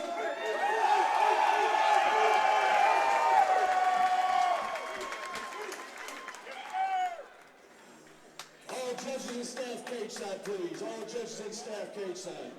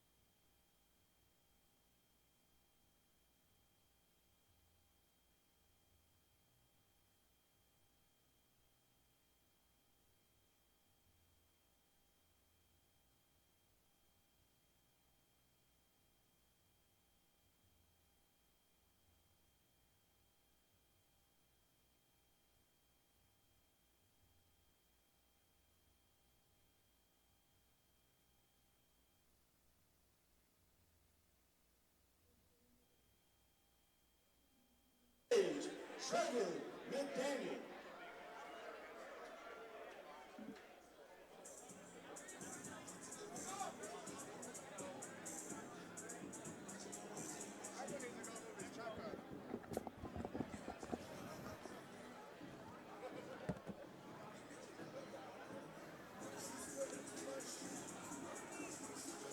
I would like to introduce one of our sponsors, Elite Security Solutions, a better-known company offering round-the-clock, top-tier private security services.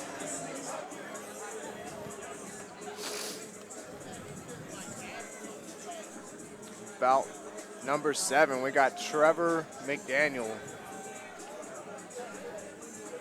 Trevor McDaniel is 1-1, 28 years old, 5'7", 135 pounds. Are you in that red Ford? No. That's not you parked by me? Yeah, it is. Please. The guy beside me is trying to get out. It's just 2 cars blocked. He needs you to pull up so he can get out. The red one?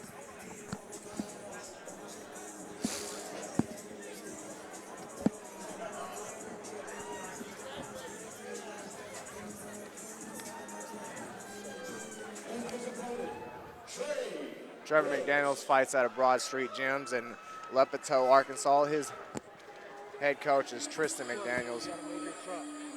In his corner, just pull it up. Just pull it up like a foot. The guy's trying to get out. He needs you to pull up. And he is a primary striker. His primary style of fighting is striking.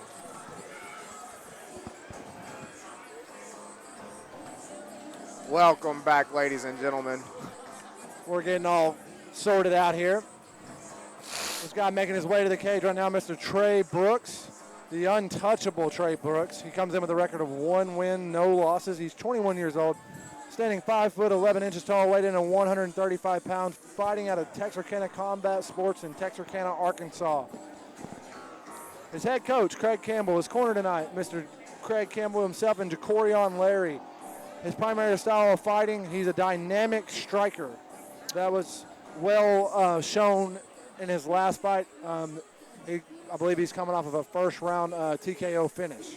Yes, yes.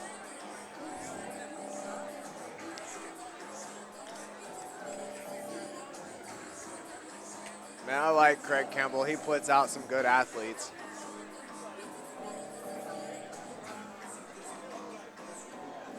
Should be a good fight right here.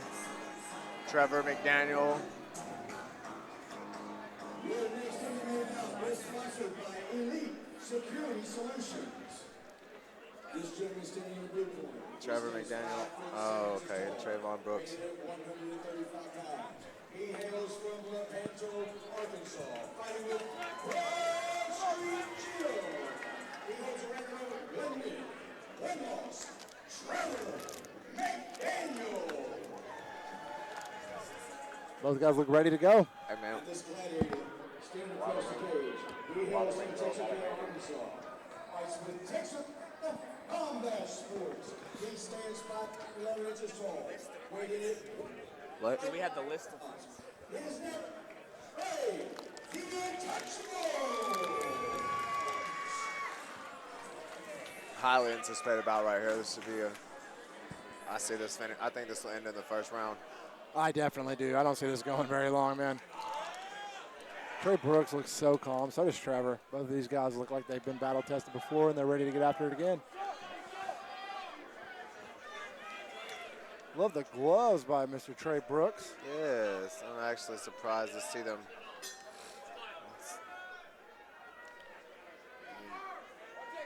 And Trevor with them RDC gloves with a Big mean left right. hand.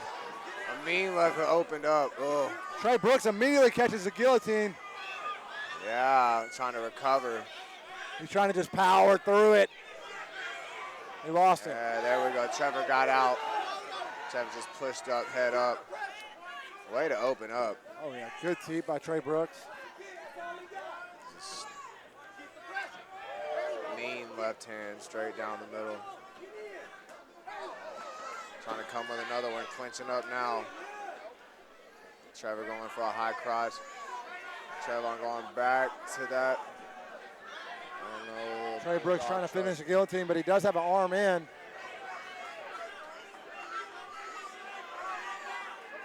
It looks tight.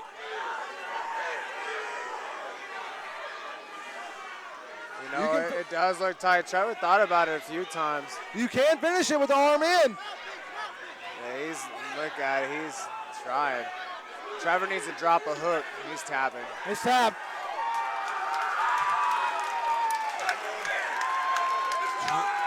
Trey Brooks with another first round finish. Brooks saying this is his house. This is his house. He does this. This is his. That was nice. That was nice. That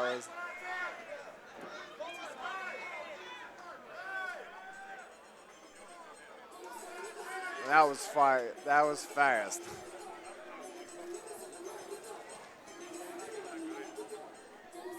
Look at you being spoiled over here. Kirkland getting all the love. See, you got to make friends with those ring girls, brother. Well, you know, not on the inner circle. You're kind of a family. What a performance by Trey Brooks, man.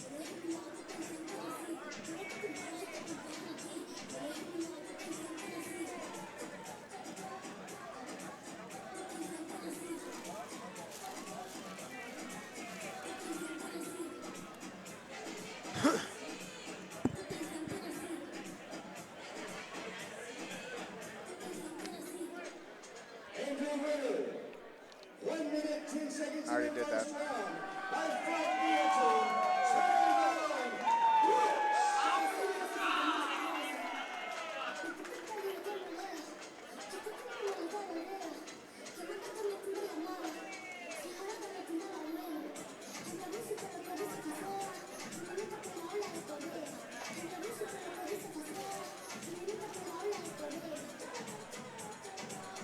Dang, I wonder if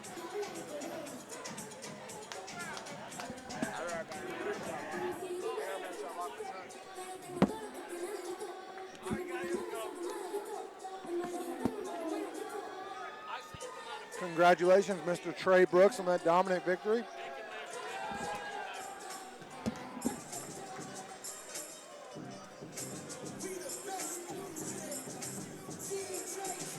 Our next bout is brought to you by Arkansas Logo Logic. Based in Hot Springs is your #1 custom apparel business that tailors to your wants and needs. They brand and design limitless options. Go check out Arkansas Logo Logic when you're in the Hot Springs area. I've had some shirts made by them, myself, top quality. They put in the time and a lot of effort into what they put out. Tell them RDC sent you. Who's ready for the next bout? You guys intermission. Just saw some smaller guys go. We're ready for the next bout. Help me welcome Marquez White.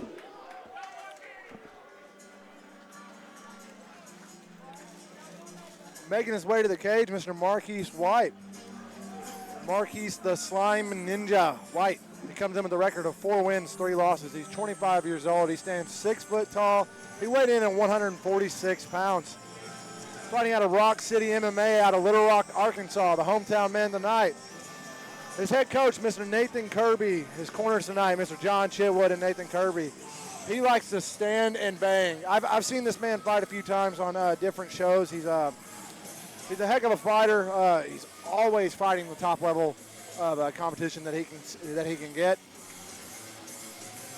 Always expect fireworks when you see Marquise step into the cage.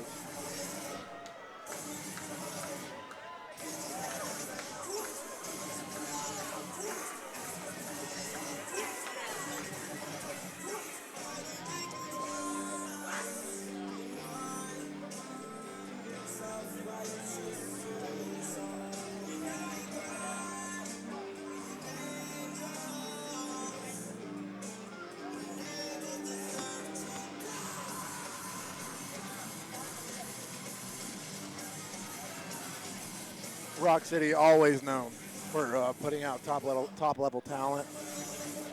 Amateur pros, every one of their guys are good. So expect this to be a great fight.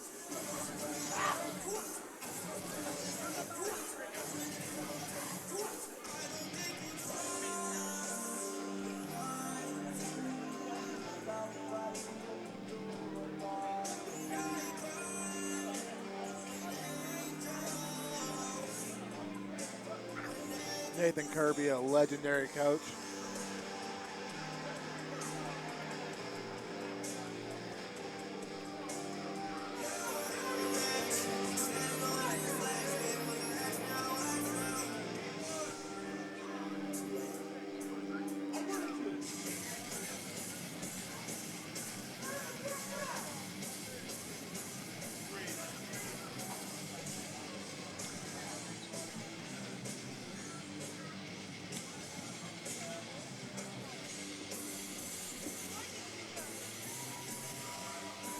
And his opponent, McIntosh.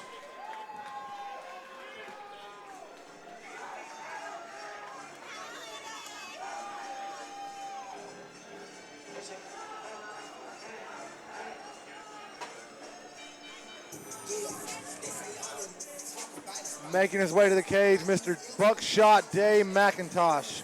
He's coming in with a record of 3 wins, 2 losses. He's 25 years old. He stands 6 foot tall. He weighed in at 145 pounds. Fighting out of Off the Chain MMA out of Hot Springs, Arkansas. Head coach, Dewan Pigney. Corners tonight, Mr. Chauncey Foxworth and Dewan Pigney. His primary style of fighting, he listed well-rounded. I get to train with this guy. He is amazing on the ground, a purple belt in Brazilian Jiu-Jitsu. He is very, very well-rounded as he listed. He's good on the feet, really good on the ground. This is going to be a great fight.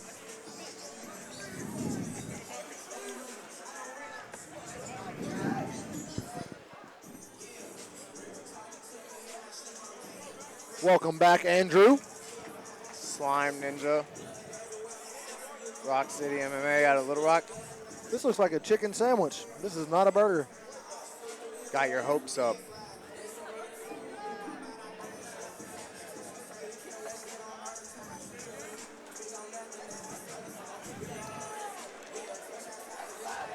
Let's go. Wasn't what I anticipated, but it's still really good. Ooh, this is gonna be an exciting match.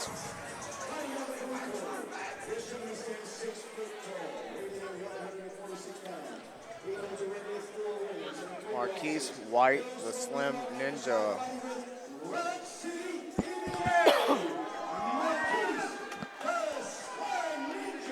The Slime Ninja, not Slim. Marquise dancing over here, excited. Day looks to be all about business. Day is very serious. He's locked in right now.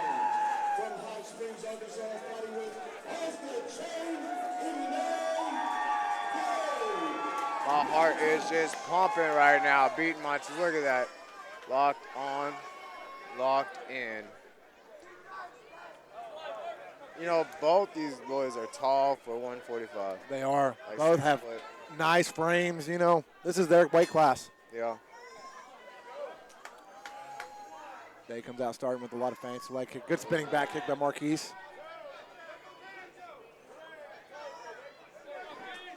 Marquise opens up with that head kick. Day throws a head kick in return and a body kick. Exchange jabs. Good outside low kick by Marquise. Ooh, throws that low kick and then throws a high kick to the head. Oh, nice. Shoots in for a takedown. Marquise got Day locked up on the cage. Day looks calm, looks to work his underhook. Marquise applying a lot of pressure. Day seems to be trying to pull him up. No. Looking for that head.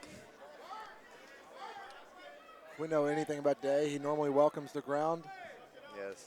but you don't want to be on your back. That's something big that No, not at all. If you're on your back, you're losing.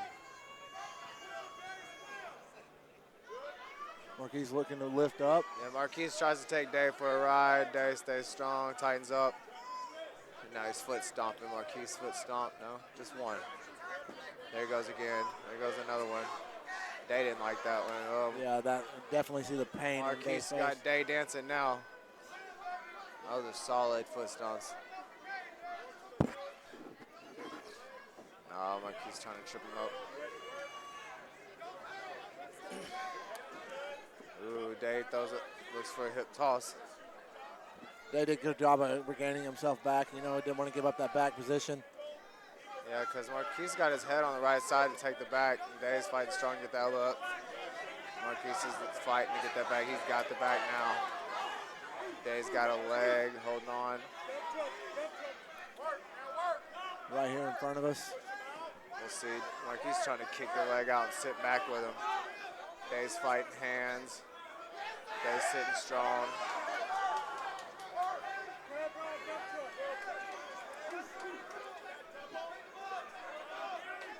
Day's turned back around. Working, got a hook under. Day's framing out. Good structure. Staying strong. This has been a good technical match so far. Sure has. Both guys working their positions. Day jumps guard. He lost the choke. It looked like he was going for a 10-finger choke or of some sort. Now Marquise in the dominant position. And Day goes some up kicks. Big up kick for Day. Marquise tried to drop a bomb. It missed. Day sitting up.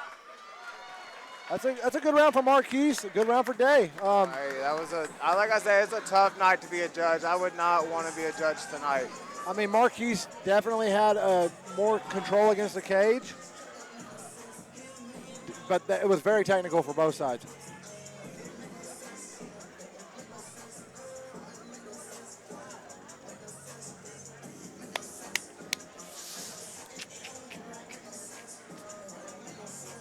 No, that's not what I'm trying to eat.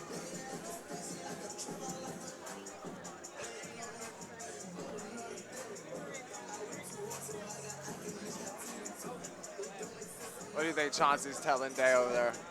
Well, that he can't be happy with having his back against the cage. You know, they look to be a little too comfortable with his back against the cage. When your back's on the mat or your back's against the cage, you are losing. Be the aggressor?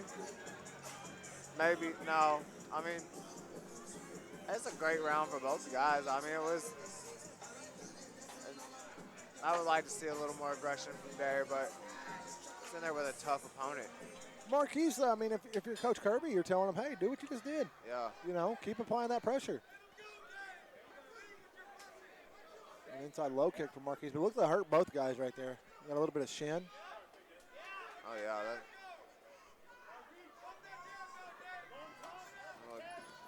Day's phenomenal strikes. Good teats. Got Marquise shooting in again. Marquise does not want to be on stand-up with Day. Day's got to get it. There you go. Circled back off. Got Marquise on the cage now. Day looking to work his If I was Day, I would just break off and just continue to strike. Day seems to be shooting for a takedown. Day's really trying to work to get to that single leg. He does have his hands locked on the one leg. He's got to get better positioning.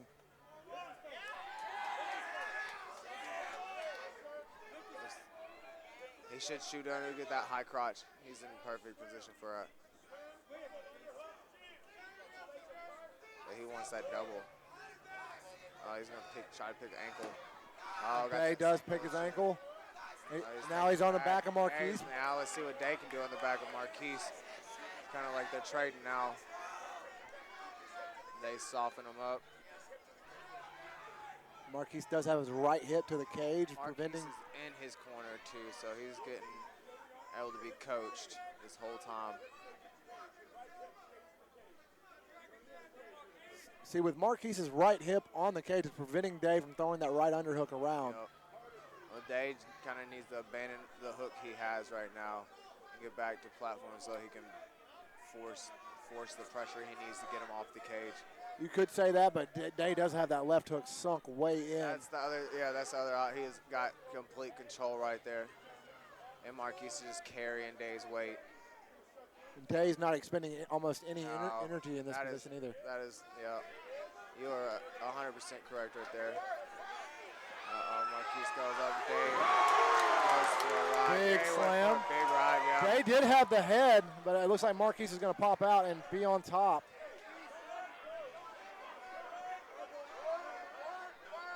Day seems to be shrimping out.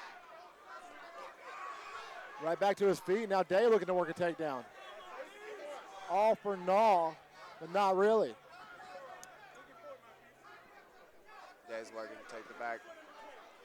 Oh, no, he's digging in. Day can get his hips in, just hip in and explode up.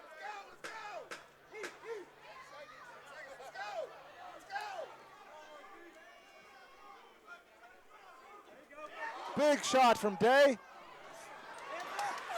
Nice. Nice, Day finish round. I'm telling you. I think I saw a really short left hand got in for Day, and Marquise is puking on the side of the octagon right now. A really sharp left hand for Day. Yeah, Marquise just completely threw up. Yeah, Marquise did just throw up, and That's, I mean, I thought we had. right there at the end of the round, though, like we were right here. Yeah. It looked like Day landed a short left hand, but it was to the head. I don't think that's why he's upset stomach right now. No, yeah. But I think That's the first time for me seeing it live in person when throwing up in cage, and I've always been told you throw up inside the cage before the match is over. It's a technical knockout where, you know, the fight's over. yeah. But it was in between rounds, and I don't think the referee noticed it. So. Yeah, he did. He was watching. Oh, okay. Hey, we'll say, hey, let's just fight. It's a good fight. Let's keep going. Let's keep going. I mean, Hey, Day. I give Day the second round. Marquise Hey, look, clearly the I'm telling first. you, if Day needs, if regain control, break off the wrestling, stand up and strike. Right now he's playing into Marquise's game because Marquise wants to over here. Marquise wants to wrestle. Marquise doesn't want to. It doesn't look like he wants to engage in the stand up with Day. And Day is. I predicted it would be the exact opposite, but you know that's what MMA's. That's why it's so much fun.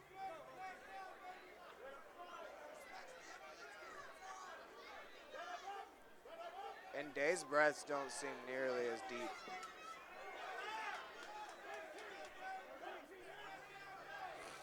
These guys are going to strike now. Day with the 3-2, just misses. Shows that front kick.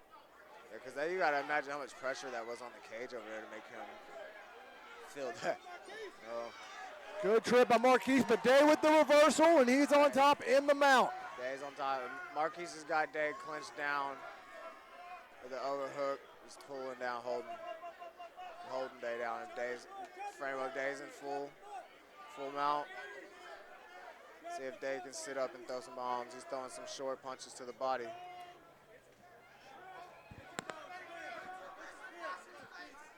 Day, yeah, he's throwing a short punch to the body. I think he's really looking for that left arm. Now he's looking to bring damage. Now he's up. Marquise is still holding on for life, trying to pull Day down.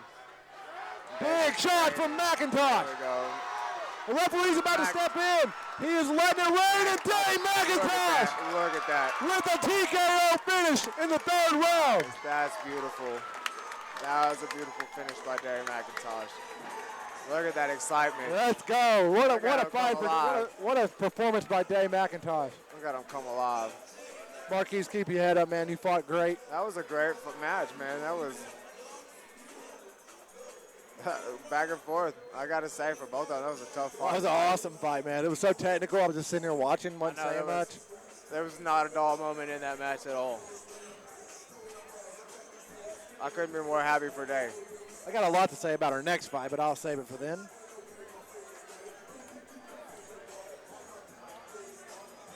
I'm over here trying not to be loud, just throwing my hands up.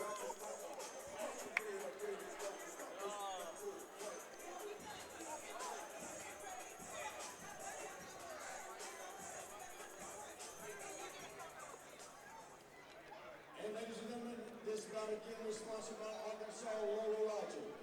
Your winner, 1 minute, 12 seconds into the third round by TKO, Devin McIntosh.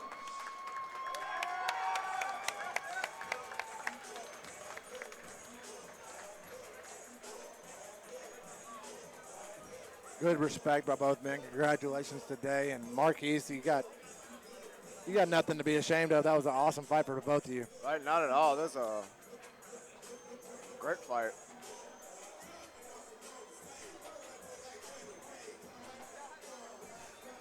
real quick while I got you for a second. The next bout is sponsored by Punch Up Sports, a combat sports gear brand offering premium quality yet affordable gear.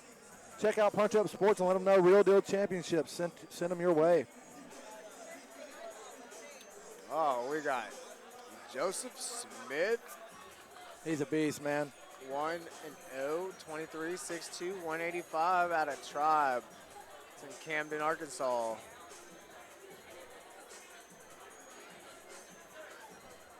Let's see, in his corner you got Josh Fitzgerald and Tyler Ashes.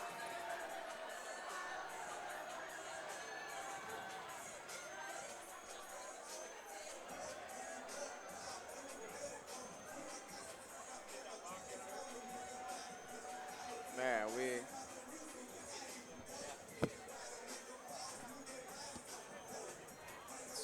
dude, that last match got a lot of people excited. Man. We're waiting on Joseph. Here we go. Joseph Smith.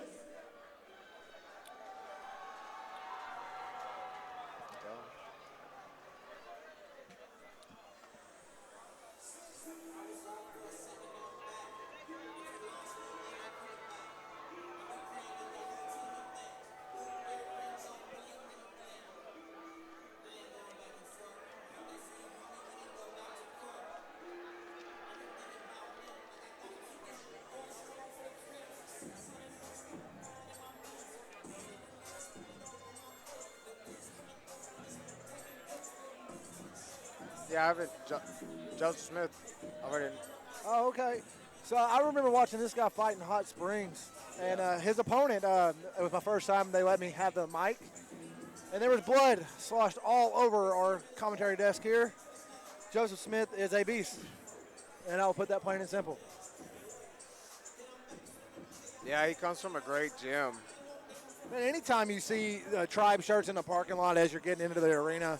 Oh yeah, you know there's gonna be some good fights that night. Oh yeah, every one of their athletes always comes to bring it. Hey man, they have standards at their gym, and they hold their athletes to standards, and I believe that builds character inside their gym too, like because they make a family atmosphere.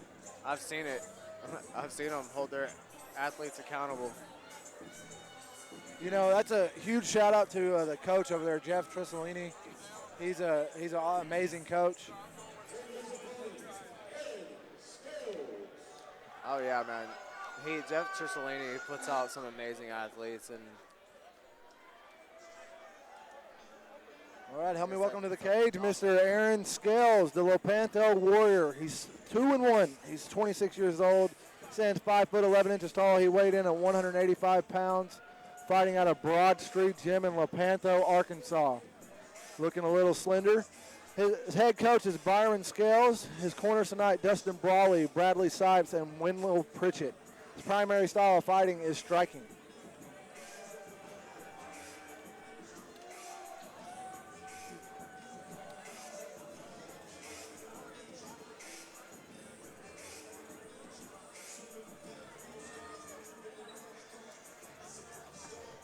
He's a tough fighter, man. He's me and him shared the cage his last time out. Had a really good fight.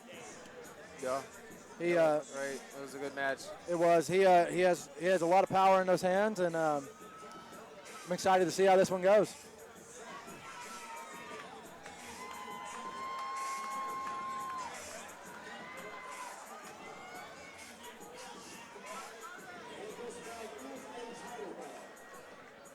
Again, sponsored by Punch Up Sports. Your chairman in Brooklyn. He has an undefeated record of 1 win, 0 losses.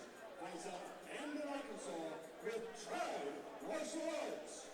He stands 6 foot 2 inches tall, weighing in at 185 pounds. Joseph, the Prophet Smith.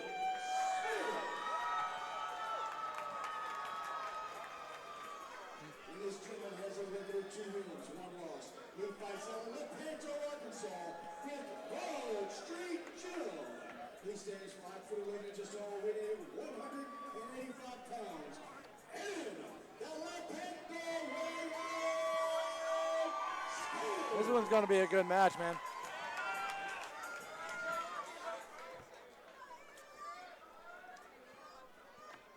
Which one is this? This is bout number 9. Oh, he did that. Yeah. Here we go. Touch of the gloves in the center.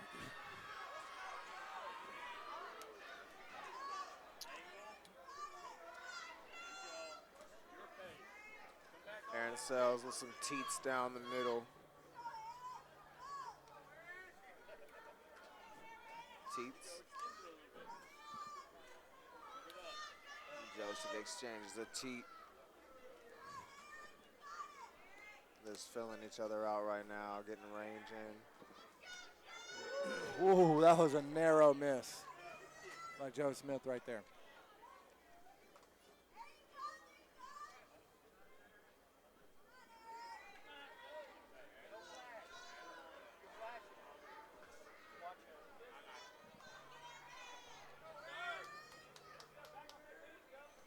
Aaron's got Joe up against the cage.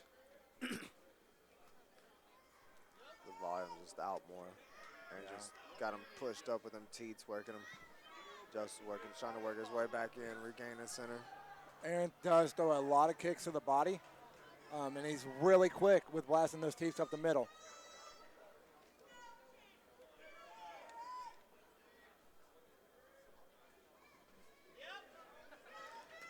He's got some, looks like he's improved on his kicks. His legs are, he's got Joseph looking all over, eyes on his legs. He's throwing high or throwing low and then throwing high. Aaron's hands are down in the middle, showing no respect for the power of Joe Smith, which we all know he got it just by looking at his frame. But he's doing his thing. An outside kick by Joe Smith. Good left hand by Scales.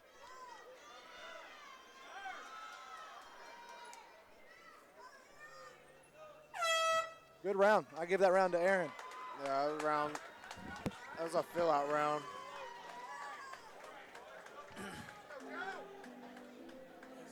They were in there filling each other out.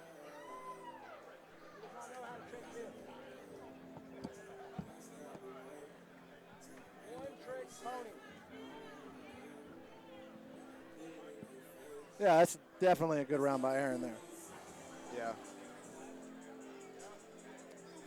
Really good pressure, accuracy with his teat kicks. You know, he improved a lot since we last seen him. Let's see how his cardio is going to hold up. If he can do what he did there, I mean, Yeah, he was he's good. He taking had some deep breaths right now, and he doesn't have the stool. Seems like the red and blue corner are trading stools. yeah. Or Joe, only Joe, using- but the thing about Joe, what he was doing, he was allowing Aaron to take over the center of the cage. Yeah. And Joe didn't throw a lot of volume. Now you wonder if that's part of Joe's game plan. Let's take it later. Let's see how he does. But you don't know. I mean, this is a very technical fight here. This is a good matchmaking by Dequan Pickney. Yeah, the RDC shows are fairly even matches every time, man. You don't get a bad match. Here for the bangers. Touch of the gloves in the middle. Let's go. See if Joe Smith picks it up. Aaron goes right back to attacking the low kicks and to the body. Taking control of that center is Aaron. Where'd you learn that kick at? Joe Smith starting to pick it up a little bit. There he goes. Starting to open up with some 1-2s.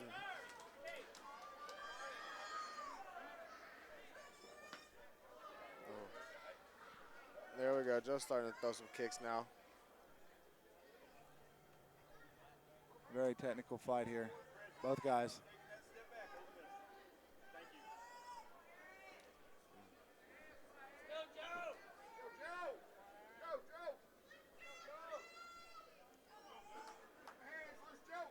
I'd like to see Joe start getting to the jab. Either guy really throw a jab. I haven't seen many jabs thrown.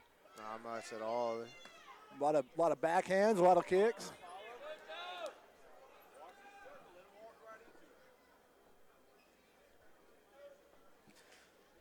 Just filling out a lot of this.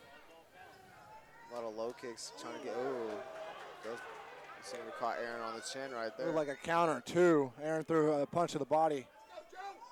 And Joe caught him with a 2. Aaron's taking the center over again. Trading leg kicks back and forth. Just throwing that jab out.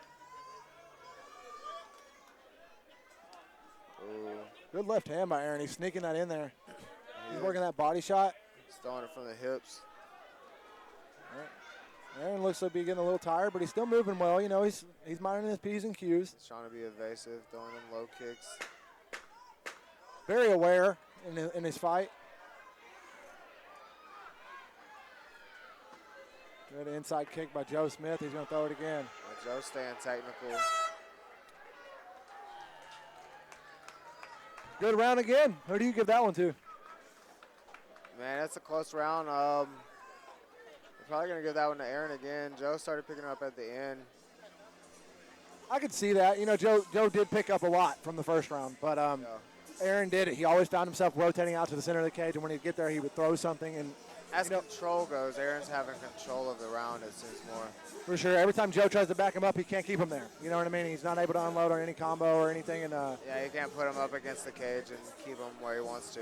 I will say this: Joe picked it up, and he's not even hardly breathing at all over here. Yeah, his breaths are a lot more shallow than Aaron's. Aaron's taking breaths from the belly.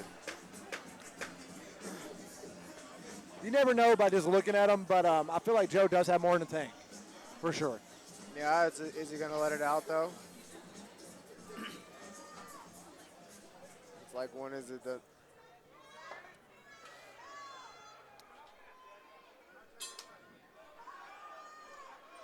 I'd like to see him just come out with fury, just fast. Elbow them teat kicks, make them toes hurt. You know, because that's not, he's getting them teats in. He's not. Must be nice.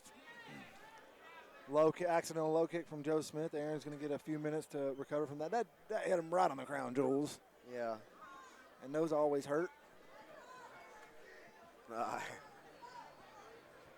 cups are just, I don't know, man. People think that cup's going to do a lot for you. I mean, all it really does is kind of. No, man, I'll tell you what. Prevents breakage, maybe? I'm on teat kicks. It's that toe slides under the cup. Oh, man.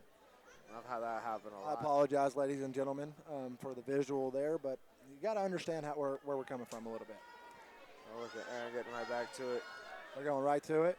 Aaron comes right back out with a teep. Joe's being patient, waiting for his time. He's looking to kick those legs. Getting back to the jab. Joe's starting to pick up some. You know, if he can put the volume on Aaron, he might overwhelm him. Because Aaron's hands are down, he's breathing heavy. But he's still in the middle of the cage dancing, throwing them teats. Oh. Ran right into a left hook right there. He just sat there and smiled, too. He did. He ate that one clean. Did you feel it? No. They're starting to pick up the pace now. Yeah. If I was Joe, I'd just feed him some more. He didn't feel the first one. He might feel the second or third. And he's not checking either. No, not at But all. you see when Joe throws it, he's like, why not? I'm just going to throw it again. I mean, that's what not? you should do. I like how he's mixing it up, though. You know, not giving Aaron a good chance to counter. See, Aaron just slipped on that lead leg. See that leg buckle, I saw it. This is a title match. I think they have one more round after this. They have 2 more. Oh, 2 more, yeah. This is just round 3 here. Aaron did just land a nice 1-2 there off the break. He did. He checked the kick. But Joe is unloading those combos.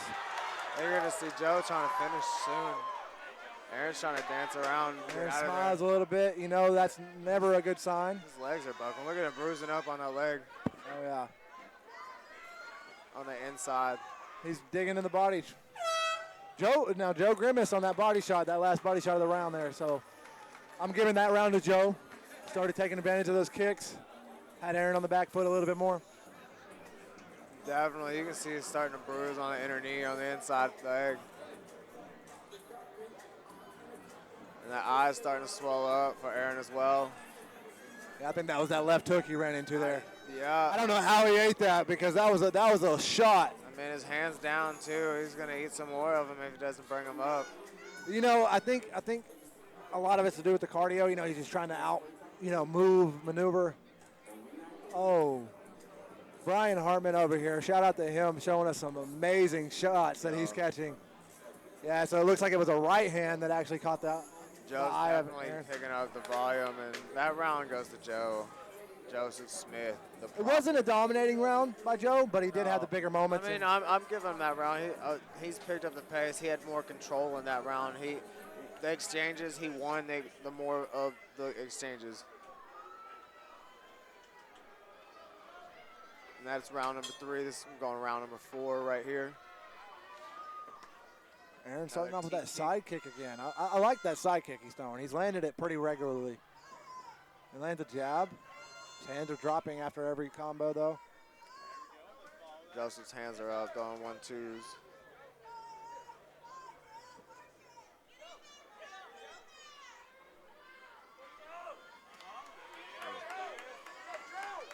Aaron just ran into another hook.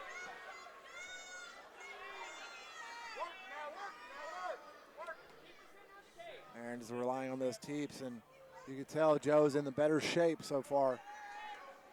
I'd like to see Aaron just keep maintaining his distance, get light on those feet. I know it's tiring, but you got to move.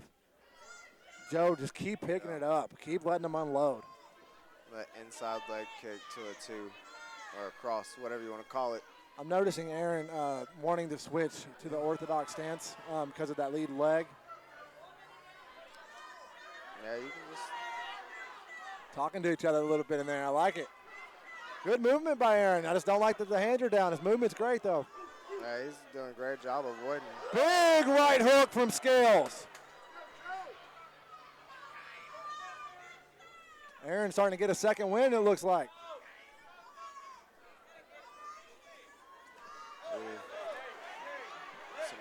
Great exchange back and forth. Oh, yeah. Aaron trying to slip around, throwing leg kicks, trying to evade, trying to keep from getting pelted on by Joseph. Joseph, every time he throws a combo, he's landing. Nice 2 by Aaron there. A little short 2. See, Joe needs to be patient, use those feet, and catch Aaron when he's trying to escape out because he's escaping out with his hands down by his waist. Throw that. So right there, yes, that left hook. Now he's going to grab, throw a knee. Aaron's going to take the clinch, get some double unders. That's the end of the round. I'm giving that round to Scales. What do you think? I don't know. Like I said, I hate to be a judge. I do too, man, especially these kickboxing matches, you know what I mean? It's like. Because he's doing a great job evading, and his kicks, he's landing a lot of kicks. I mean, Aaron, so here's the thing. Joe is landing those hard right kicks to the shin. Oh, yeah. Oh, excuse me. I didn't understand. I can only hear you. I don't know what we got going on in the background either. But what I was saying about the fight here, Joe's damaging that lead leg of Aaron on those inside kicks. And I mean, he's throwing them hard with no respect that Aaron's going to check that kick. If I'm Joe, like, man, hey, there's a chance I'm down 3-1. Let me go out here and just let it unleash on that lead leg.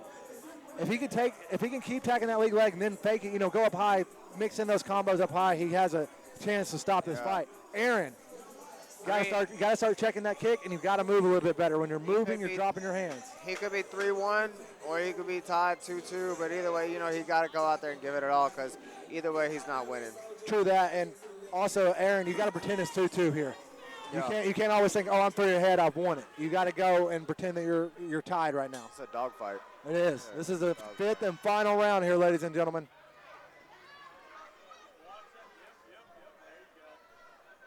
Both men going out, putting it all, like, great kicks down the middle. Good, hard deep. Side kicks. Straight to the body.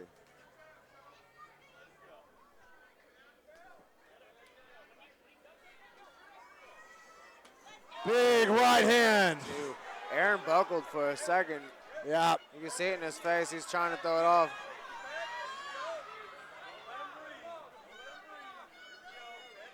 He's telling Joseph to come on in. Joseph leads it, hits him with another 2. Yeah. Puts Aaron Joe's in letting Aaron's those knees spot. unleash. He's unleashing on Aaron. Aaron's got to move.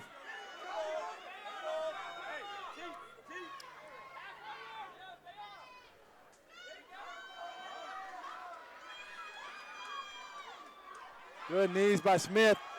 Aaron needs to escape off that cage. Good, Joe, keep that pressure. Good knee, that looked a little low. Yeah, that was below the belt. It's like, how many times are you going to get hit in the nuts in one fight? Man, we've seen a lot of this tonight. I don't know if the ref, I think the ref went off reaction there. He didn't really see it himself. He just went off reaction. But I actually caught a glimpse on the monitor. It did. To me, I'm not saying it didn't. I'm just from my angle, you know, I'm at yeah, you are at a slightly different angle than me, but I do think he slid one in there, but it was clearly accidental. At what point, though, then is the ref going to take a point for knees to the nuts? How many accidents? Is that 2? I think that's 3. Dang.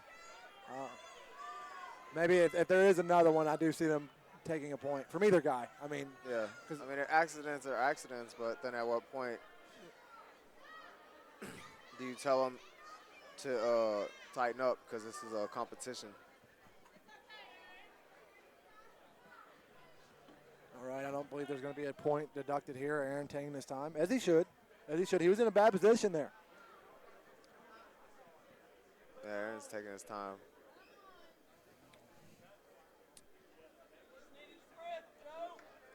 I'd like to see him get right back to it, though. There we go. The ref's calling. Another leg kick. 45 seconds left in the fight here. Who wants it more?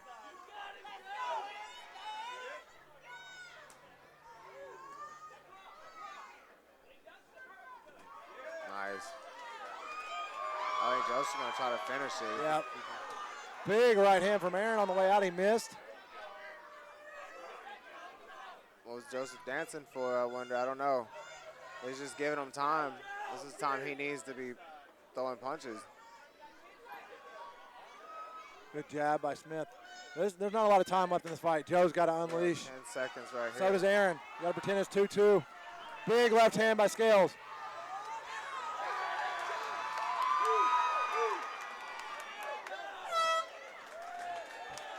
Good fight. It was a good fight, too. I think just matchup for Joseph, it was hard matchup for him.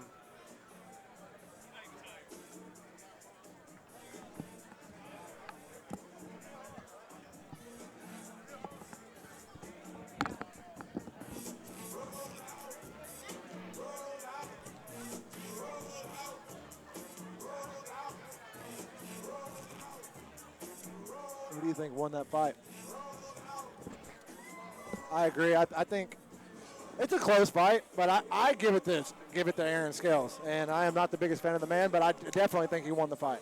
And it was a close match, but you got to think for the output, Joseph, it was a good fight back and forth, but I think he could have put out more. Yeah, that's what I'm saying. Joe was more technical, but he didn't let it go. Yeah, he held back a lot. But we're going to see. I hate to be the judges. Send it.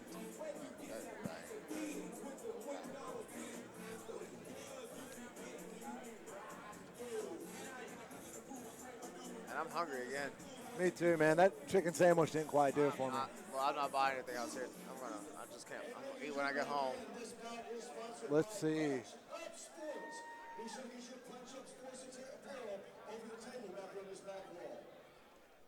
And we got the judges' scorecards. Put your hands together, both these fighters. 5 rounds. 5 rounds.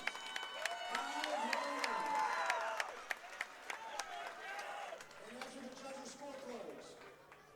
Your winner, and still undefeated, Joseph Stewart.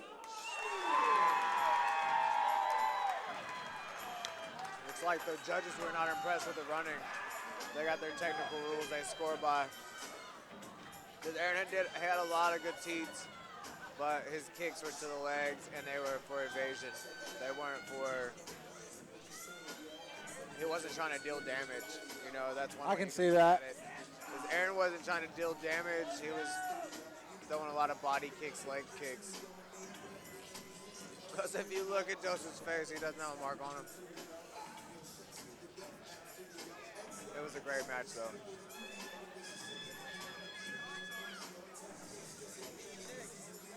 This will be you next. Oh, hell no, I don't fight at 185. That's me. He said that's him. 185. If you can't hear what our camera guys say it there is, he said, that's you next, insinuating like how big these guys look. He said, well, that's 185? These guys are big. These guys are huge for the weight class. Kickboxing, I mean.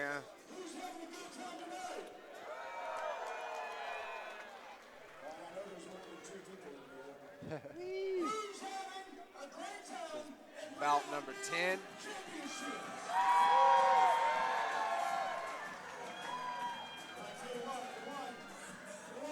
Let me take this time to introduce one of our sponsors, Legacy Printers and Supplies. Oh, I'm sorry. Take this time to introduce our sponsor, Legacy Printer and Supplies, a locally owned and operated business that offers professional and personal printing services. Look, you got it.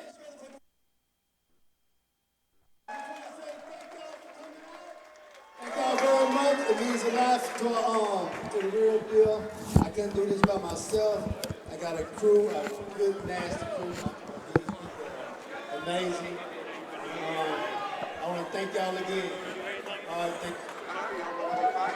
So Devon, I don't know if it's true or not, but we got something coming up in January.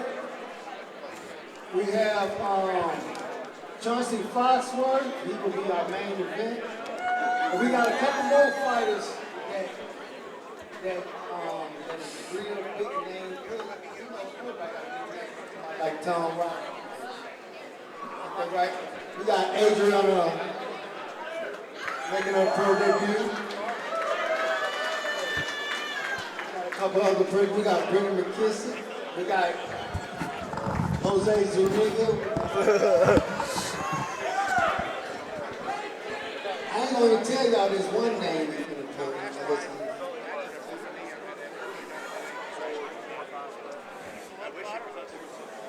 Okay, I can't tell you. I will say it. But I'll tell you.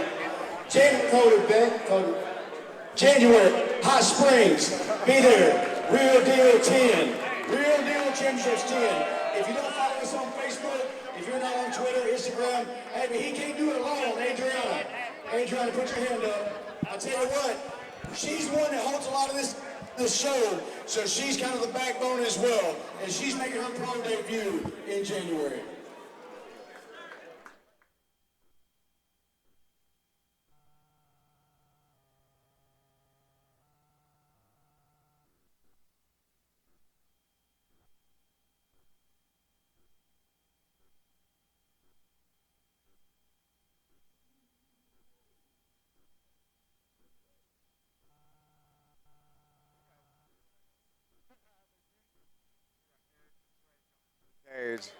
Eric Much Love McCrae. He's 2-0, 30 years old, 6'4", 185 pounds.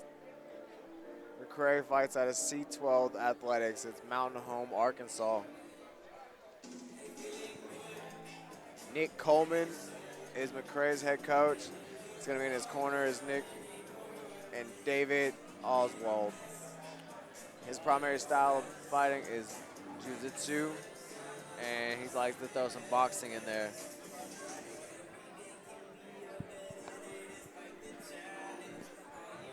That better? Yeah. I thought I was loud, guys. No, brother. You're great. Eric McCrae, I've seen him fight a few times. He's really good at snatching up the neck, using those long limbs to his advantage. Yes, he likes to sink them chokes in. I think I saw him fight Ryan Cardinal and Anthony Henderson. Both of those fights, however, he was rattled, threw up a submission, sunk it in, and would not give it back, and finds himself sitting at 2-0. He's got some nice leg art. Dude, his whole body is a masterpiece. A lot of nice ink. And he's got a huge smile on his face. as his coaches. Well, and you got to love this. This sport is not for everybody. his coaches are rubbing Vaseline on him and singing to him at the We're same going time. from a kickboxing bout to an MMA bout. Wow, this is a title fight as well.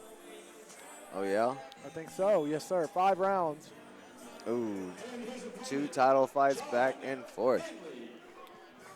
And then we make our way to our pros. It's our last amateur fight of the night.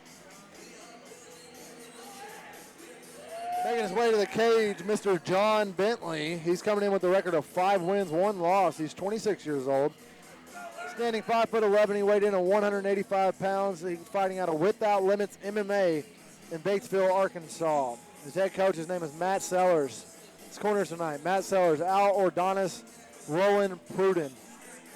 Primary style of fighting, he said ground. So that means he likes to wrestle, do a little bit of jiu-jitsu, a little bit of all of it. Love the shorts. Love the walkout music. It's going to be a good one. We got quite a bit of a height difference on this one as well. Well, Eric lists himself at 6'4". I could disagree more. I think he's more closer to 6'6". He's huge. Yeah, he's pretty big. Look, he just like towers. Maybe not 6'6", but 6'5", definitely. Generous. This gentleman hails from Mountain Home, Arkansas, and he fights with C12 Athletics. He stands 6 foot 4 inches tall. Being rated I don't see this one going all 5 rounds. No, there will be a finish. 2 wins and 0 losses. Now we'll get out of the first round. If I were a betting man, which I am, And this gentleman across no. the cage, No. he has 5 wins and 1 loss. He hails from Batesville, Arkansas, fighting with Without Limits MMA. He stands 5 foot 11 I inches have tall. seen John Bentley fight. 185 pounds. I believe he fought Chris Reed in Batesville, Arkansas. That was a few years back, wasn't it? Maybe a year and a half, 2 years. So he's down a couple weight classes from then. That must have been a heavyweight bout. Maybe I think it was, yeah, heavyweight. Ooh, Big heavy. shot by Bentley. Yeah, he's throwing it. He went straight for the chin. But McCrae recovers, stands back up.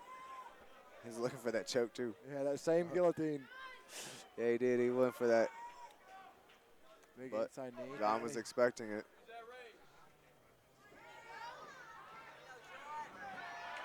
Good takedown. McCrae trying to get right back to his knees. That was almost a fast one though.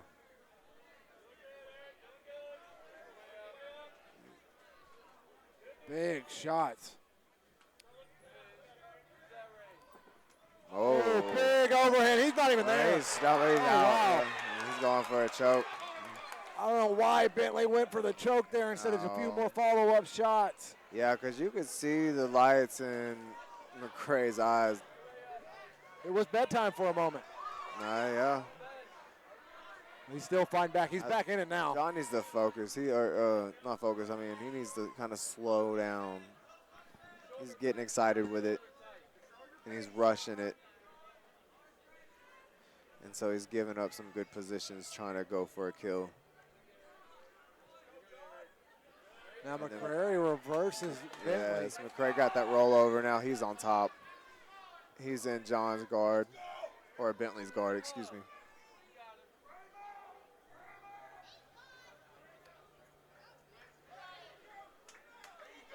It's like McCrae's about to posture up. John's trying to get out.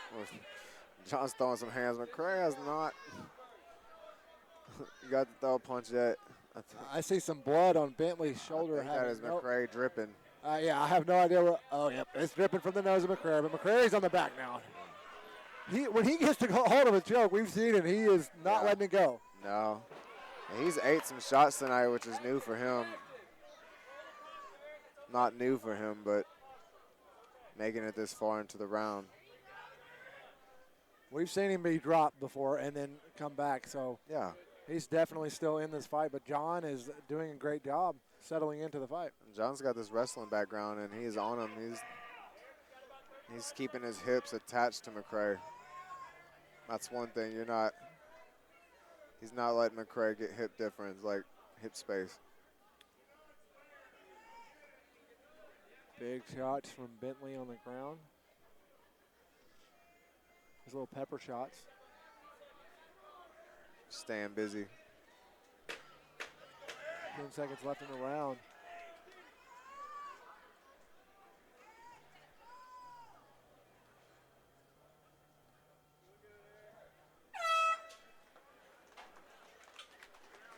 Good end of round one. That's definitely going to go to Mr. Bentley. Yeah, that was a round right there. I look at John Bentley is not taking his eyes off of Eric McCrae. Yeah, Bentley came in here with a goal, and you can just see it written all over his face. He looks like he's in kill mode. He's hardly even breathing. Yeah. The real question is, how is McCrae going to come out? I don't know. He came out there a little smiley, jumpy, and Okay, well, he's a little wobbly right now. he did get dropped twice and didn't get a chance to get back up and get his wits around him. You know what I mean? He was on the ground. He stayed on the ground. He was still in it, but he was getting punched the whole time. Both these guys are taking deep breaths, though, as well. You know, hey, McCrae, with those long limbs, you can never count him out.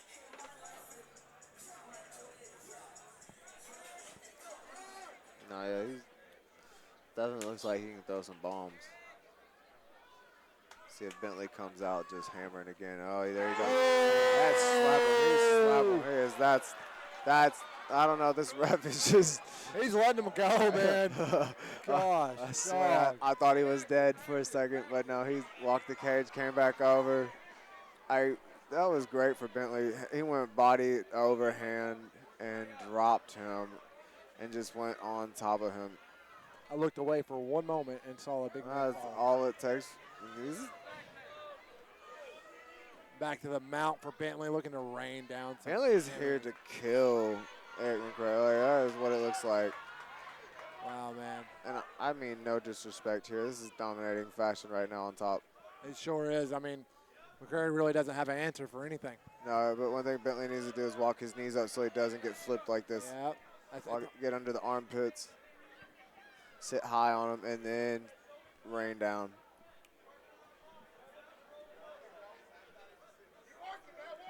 Bentley settling into the mount here, peppering shots.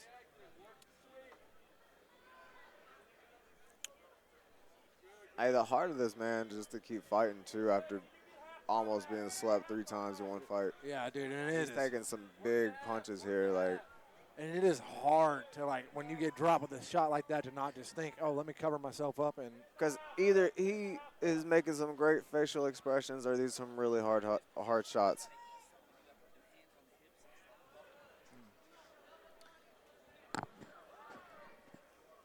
and he's eating a lot of shots. Yeah. He's got a like Right now, John's holding on. John's just like working his way up, holding on.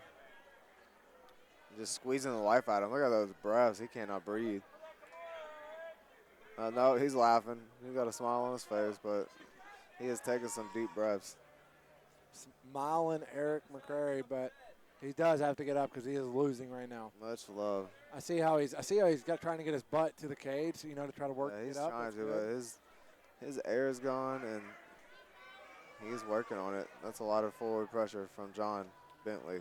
And one of the worst things is when you're, on your butt and you're trying to get up, and then you get up a little bit, and then you get drugged right back down. I want to point out the bruising on McCrae's forehead. Wow, that is pretty gnarly.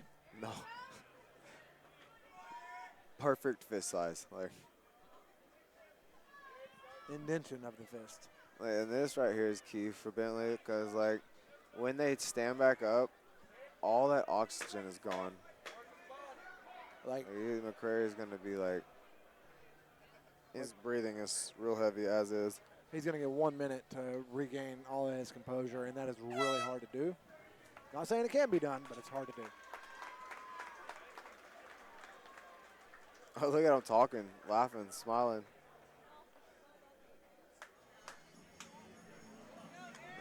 If I was McCrae, I would come out to try to take control of round number 3. Throw a feint, shoot for a takedown, and look for my submission.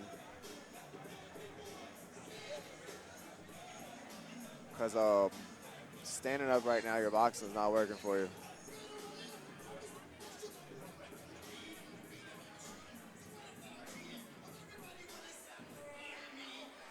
I'll forget him.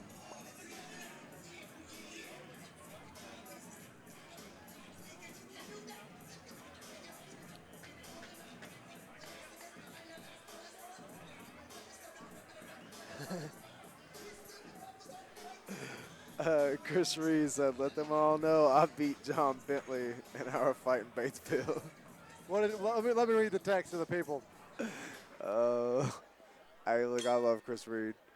That's my brother from another mother. Oh, man, again. I'm saying. Big shots. I mean, honestly, I don't know if McCrae has an answer. You got to stop this at this point. I mean, yeah, they're not fighting for no cash. Yeah, I mean, these guys are not getting But hey, they're fighting for a title, so I mean that means something right there. Honestly, I wouldn't want the referee to stop it if I was McCrae. True that. Me neither. But it hurts being out here seeing this. Oh yeah. This is a show.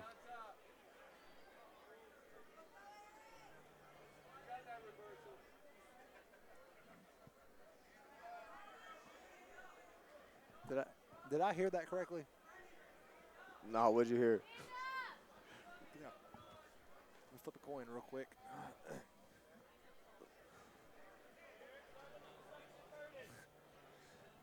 And Bentley being dominant. Yeah. Oh, this is north-south. Just immense pressure. It's round 3. He looks like it's round 1. McCrae on the bottom. He's got to work. There he goes. He goes for that reversal, and he got it. I do remember that fight. It was a dominating wrestling match.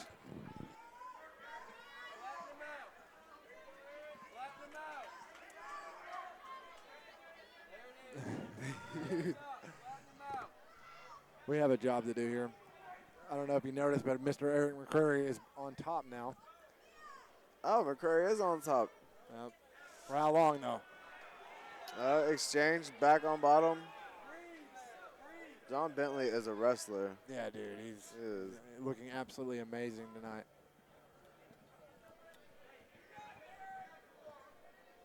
Hey, but Eric, man, is a warrior. This guy is staying to it. He is surviving. But I'm telling you, if he comes out in this next round and eats another shot and lands on his back like that, Man. I don't know if he can take another one like that. I don't either, man. He is so tough. Bentley right now just kind of content with, controlling the ground pressure, winning the fight. And if I were him, I would do the exact same thing. What are you going for?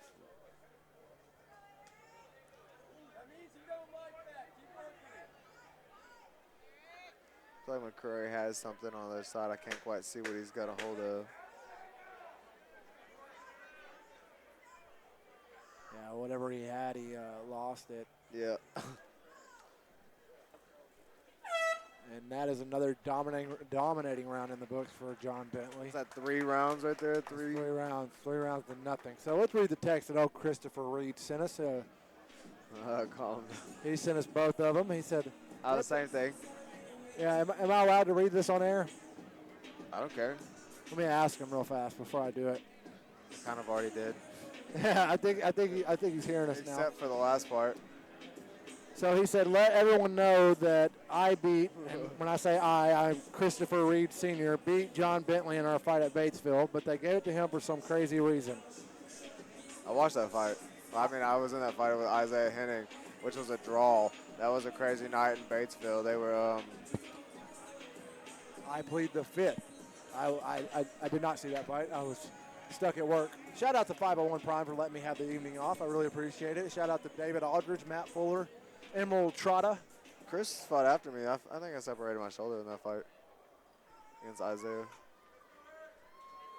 He hip tossed me and I landed wrong. Sounds like you landed where he wanted you to. Yeah. There they go again, coming out, throwing slugging shots. Hey, McCrae was smarter this round. He didn't get dropped. He blocked it. I think he came out the last 2 fights with 2 overhands, and both of them landed. I mean, as a smaller fighter, as being the taller fighter, I mean, you got to expect that's what's going to happen. Right back to the ground, right back to the canvas.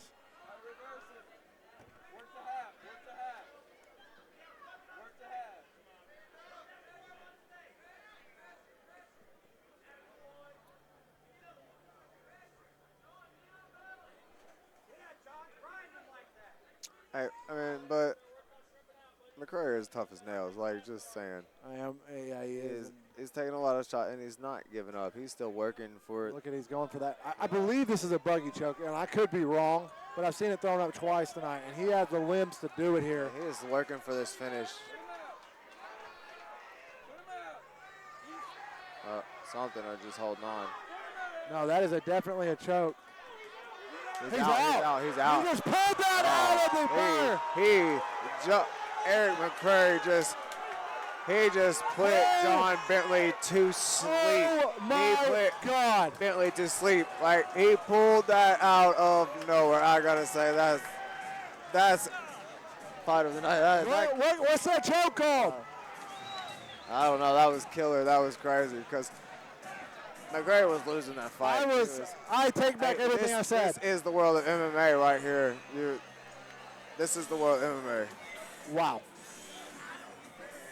Eric McCrae, your 185 MMA amateur title holder. Like, that is not to be understated that we both counted him out. But he didn't count himself out, and that's all that matters. No, he did not. I'll tell you, this man is. That was great. I assume that was. John didn't tap either. He went to sleep. Wow. He went to sleep fast. How fast did it? Wow, absolutely. I like that. Let me sit down so these people behind me can see. Wow.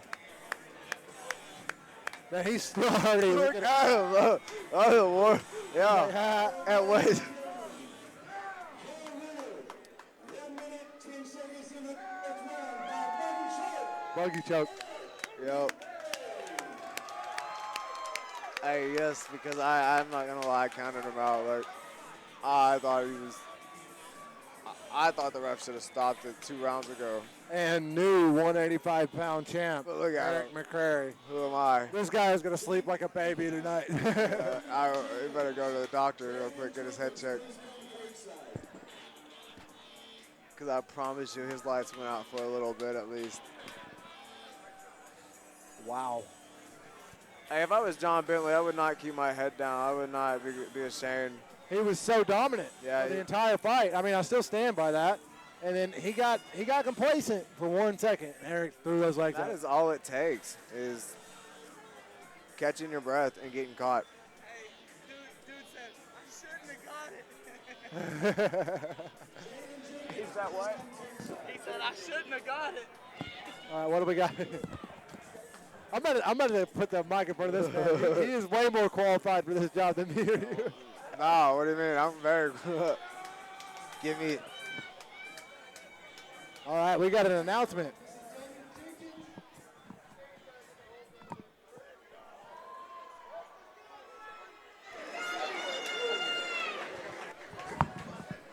I want my ice cream. Give his ice cream, though. Hey, I want to introduce you to our new 145-pound champion, Jaden Jenkins. He was supposed to fight tonight, but it is what it is.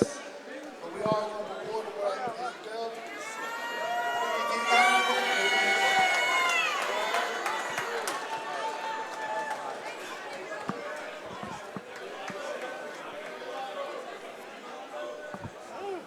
Well, congratulations. to the Red Mamba, Jaden Jenkins. So Jaden, his fight dropped tonight. He was supposed to win this belt by throwing hands, he says. I tell you what, I've seen this kid before. He ain't no punk. He's going to defend his belt in January in Hot Springs. Real new membership team. Man, who is he? So we've made it through the amateurs. How many do we got left? And it's been a hell of a show, has it not? All pro fights. Put your hands together for all these amateurs that have been down here tonight. Okay, this Hey, next that was one, that fight right there. Hell of a fight. real quick, for our 11th bout of the night. We do not have a sponsor, but I was just doing my job in checking. Shout out to all the people that helped us out tonight, putting this show together. Thank you for being here. It's been a great turnout. But who's ready to see the pros? This one is Deshawn, Dontel, Henson, Ashton, Kirby. This man, this when you see you get to about 11 and the arena is still packed.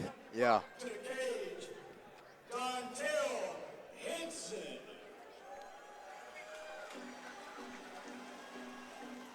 Deshawn, Dontel, Beast Henson. 31 years old, 5'9", 156 pounds.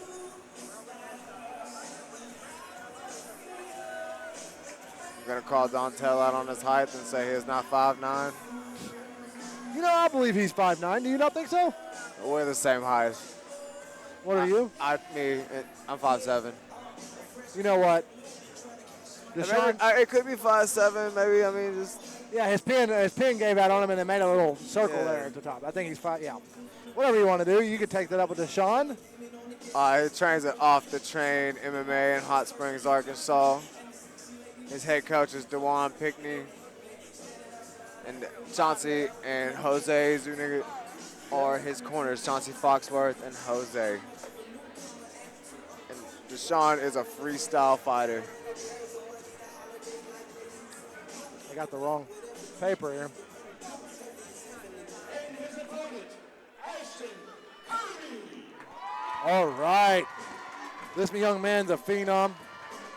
Ashton the Slayer Kirby. He's 0-1 as a pro. You can put a hyphen on that or an asterisk by that. A lot of people think differently.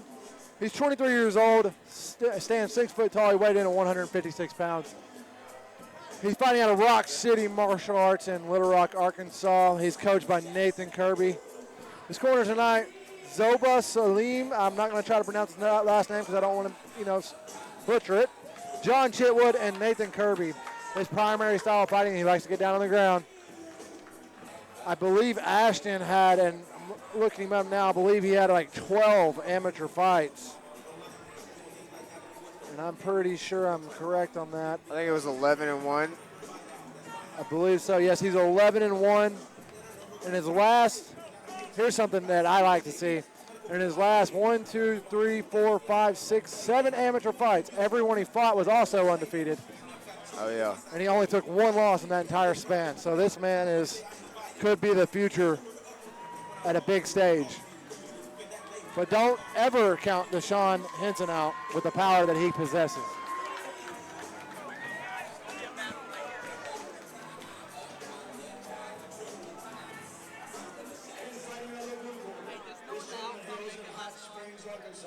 He's fighting with Off the Train MMA.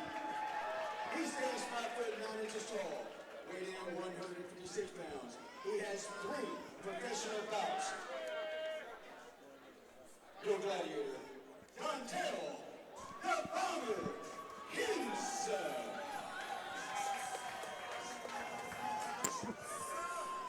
And this warrior across the cage, Little Rock, Arkansas. He Rock City MMA.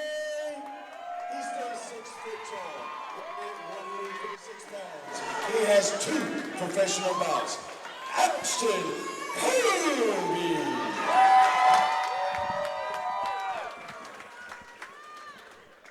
Oh, man, I'm excited for this one. 5 minutes, 3 rounds. Let's get it. First professional bout of the night. See how this one goes. Filling out.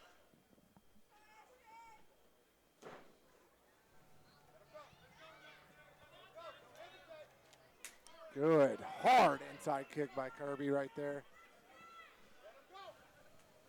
Ooh.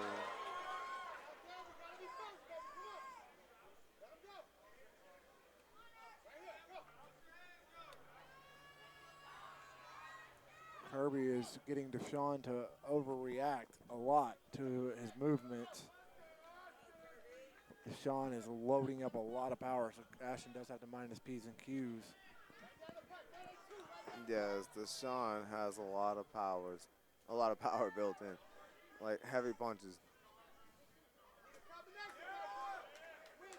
But I would like to see Deshawn throw some punches here, throw some feints, get Ashton reacting.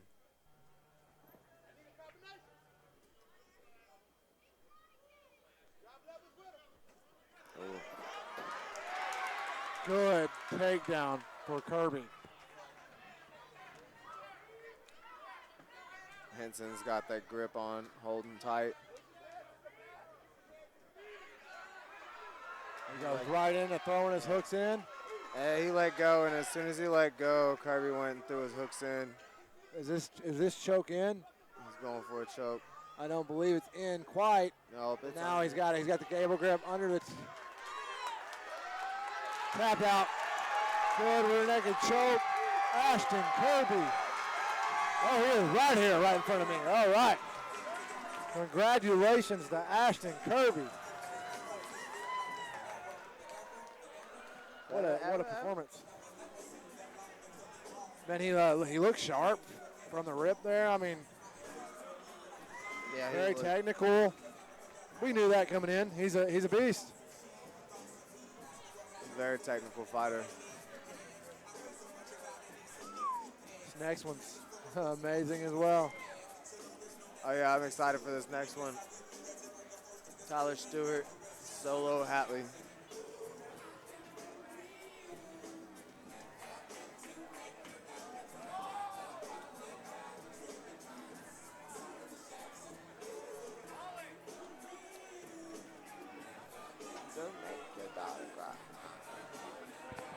My song right here. 1 minute, 41 seconds into the first round by rear naked choke. Ashton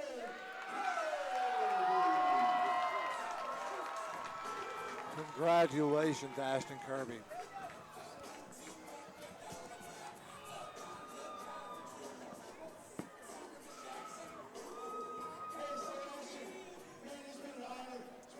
Be part of your career and announce you in your amateur, announce you as a pro. Man, I know you want to talk. What do you got to say? I just want to say thank you to all the people that supported me. Everybody that's here and showed up to support me. I appreciate y'all with me here without you. My team, I love you. My coaches, my fans, I love you all. Hey, listen, sponsors, if you're out there in the crowd, we got amazing fighters in Arkansas that need your help, that want your help, and that will bring you to the top. I'm on my way to the top, baby. Let's go. God bless you. So, Coach Kirby, me here, but wait, no, you can't. Come here, sir. Please. Sorry. So, Coach Kirby, he's come a long ways with you. You've come a long ways with him. Not only is he your coach, not only is he your mentor, but he's your dad. How does that play out? How do you compartmentalize having your son in here doing this? If I start talking, I'll start crying. I'll just, I can't talk. I'll answer that one. Listen, there's not a better person for me to be cornering me, to be my dad, and to be my mentor. There's not another person in this world that can push me the way this man's pushed me. I just want to say thank you, Dad. I love you.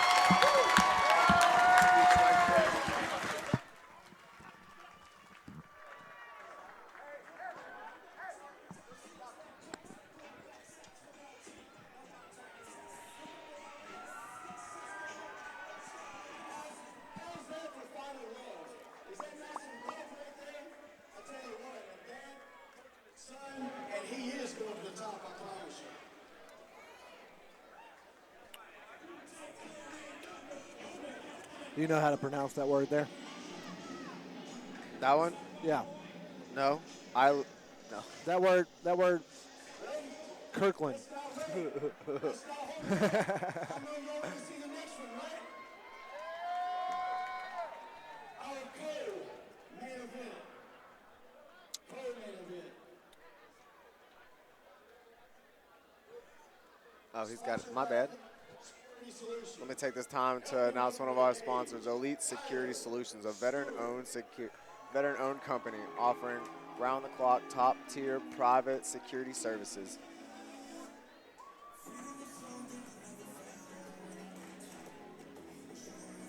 Got Tyler Stewart. Tyler, the psychopath Stewart, is 4-0, 28 years old, 6'2", 160 pounds. Tyler fights out of off-the-chain MMA and SMAA Jiu-Jitsu in Texarkana.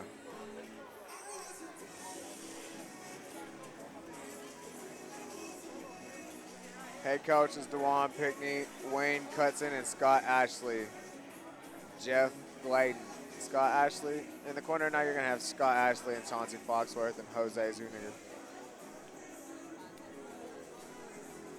Tyler's primary style of fighting, everything. There is a short way to put that. That would be MMA, correct? Yeah, MMA, everything. But he says he likes to box, kickbox, do a little bit of Muay Thai, a little bit of wrestling, a little bit of jiu-jitsu. I guess he's not big on Jeet Kune Do, things like that. All jokes aside, he's a beast. He's 4-0, 4 finishes. How much better could you start off your pro career? And then now tonight he's got a huge test in front of him. And so will Hatley Jr. They're saying, I believe he had like 3 first-round finishes as well, or 4 complete finishes, 4 first-round finishes. Yeah, I think they all ended in the first, or no, he fought Jordan Fowler, and that one went to the 3rd round.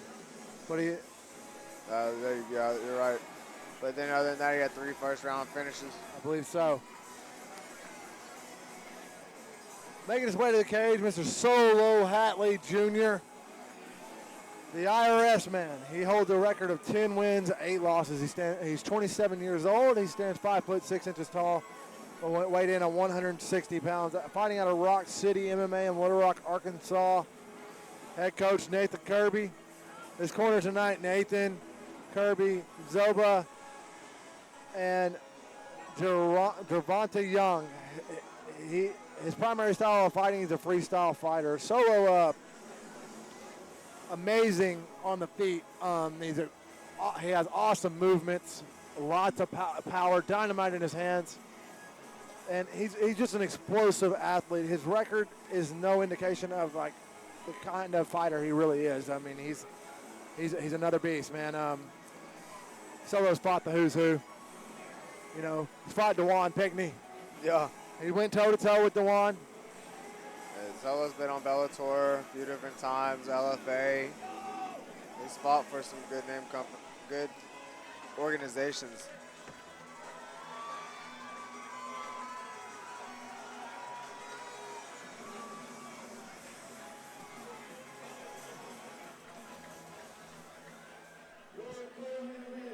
Sponsored by Elite Security Solutions for all of your security needs. Fighting out of the blue corner, this gentleman hails from Texarkana, Arkansas. He has an undefeated record of 4 wins, 0 losses. Fighting with Harston MMA. He stands 6'2" inches tall, weighing in 160 pounds. Tyler, the Psychopath Smith. This warrior, in the red corner. He fights out of Little Rock, Arkansas with Rock City MMA. Just feel the excitement in the house. Dude, there's a lot of like nervous energy. Like if you see all the people standing up, they're like, "Oh my God, you know, this one's gonna be good." You can see, look at both fighters got their eyes locked on each other, haven't taken their eyes off. No glove touch. Seeing him shake him off. He may force him to here.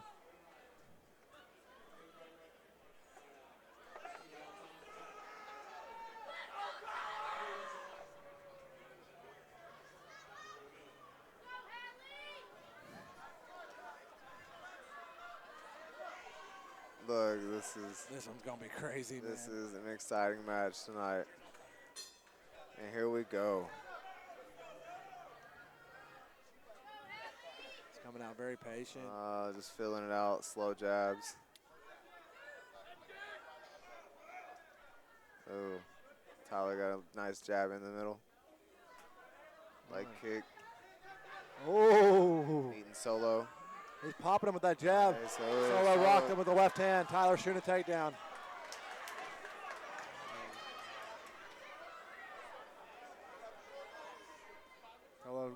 Solo controlling the front headlock position here.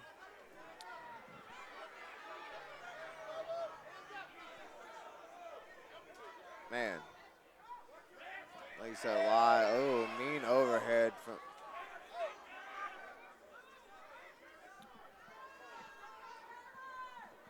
And Tyler throws his own overhand.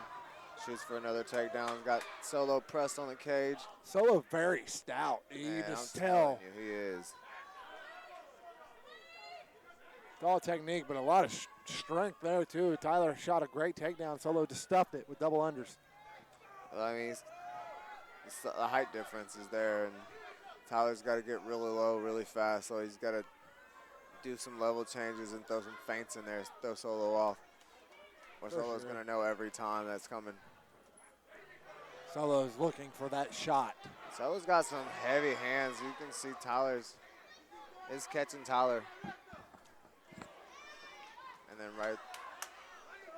Tyler's desperately trying to get this fight to the ground. Solo wants no part of it. It don't look like I wouldn't blame Solo. I don't blame Solo. Solo doesn't want to go to the ground. Doesn't seem with Tyler. Solo's landing hard shots on the feet. Tyler's trying to fight smart. Solo with controlling that head pressure. You know, it looks kind of like he's looking to break off. Tyler trying to throw a knee up high. He doesn't. Solo looking to throw something. I think I see some blood over the left eye of Solo, if I'm not seeing stuff. Well, they got an exchange now. Tyler's got Solo pressed up on the cage, throwing some knee through a knee. Another knee to the leg. Right now, it looks like he's fighting for arm control. Got a hand fight going on, throwing some knees up, trying to get control right there of the clinch. And they exchange. Tyler's back on the cage.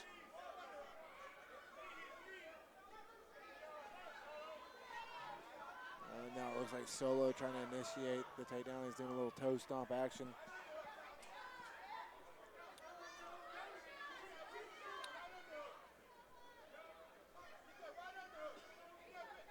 Another knee from Tyler up the middle. Is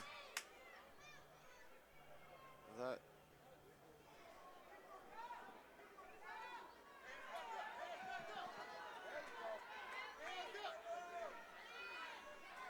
Good low kick from Stewart.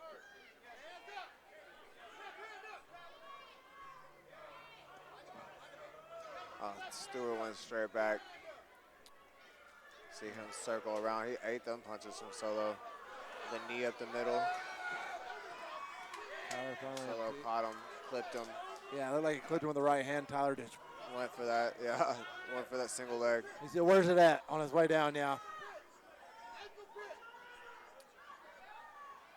Solo with his frame is and his his physique is a hard guy to take down. Yeah, Wow. use that arm to block the knee.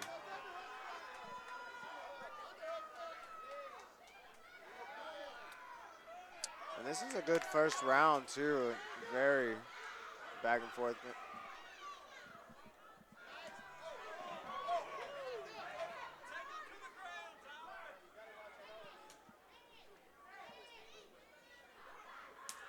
Nice kick from Stewart. Oh, big overhand. Exchange from an overhand from Solo. It's like Solo's willing. Ooh, he ate one right on the chin from Stewart. Ooh. Fight's starting to heat up in here. Don't get wild with Tyler Stewart's over throwing wild shots now. Here they go. Referee action right in front of me. Big takedown by Solo. Solo got his takedown. 10 seconds left. That's the end of the round. Hey, that was a good round. Dude, yeah, it was. Both guys they both had their moments too. Solo landed some big shots up there. Yeah, he's clipped Tyler a few times, landed with some solid shots, overhands. What? Yeah, we were supposed to read that, buddy. Been Yeah, a great fight. Oh, I mean, if it was put out, it wasn't very, yeah. Found it now.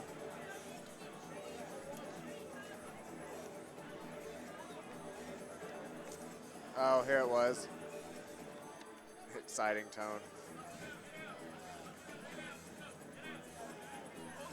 Man, I'm sorry for our viewers' commentary script. We just found it.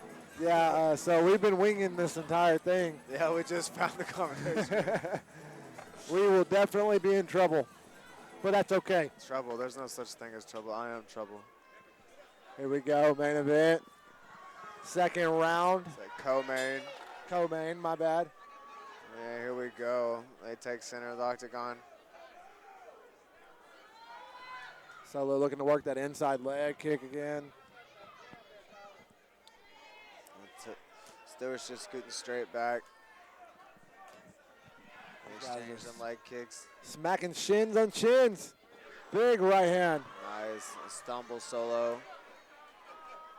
They clinch up in the center. See, Tyler Stewart's throwing some knees up the middle. Munn's about got took out right there. Yeah. Solo's pressed up on the cage. Tyler's throwing some knees. Landing on the thigh. Some hard thigh shots. Solo does not like those. Oh man, those are thudding, and they're just so irritating when they're happening to you. Yes. They're exchanging knees to the lower body now.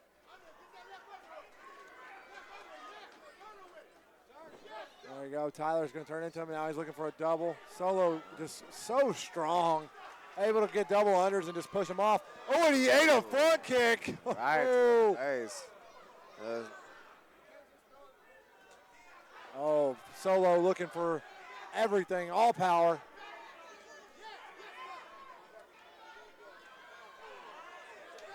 Both men's wobbled there. Oh, Stewart ate two big heavy shots back to back.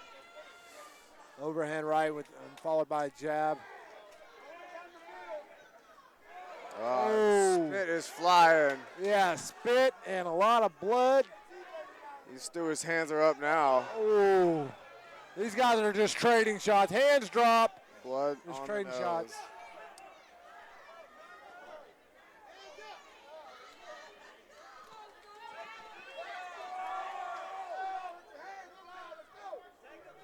Oh, nice jab from Stewart. Ooh. Solo stepped in, caught him with a counter. Good outside low kick by Tyler. Working them lazy. Oh.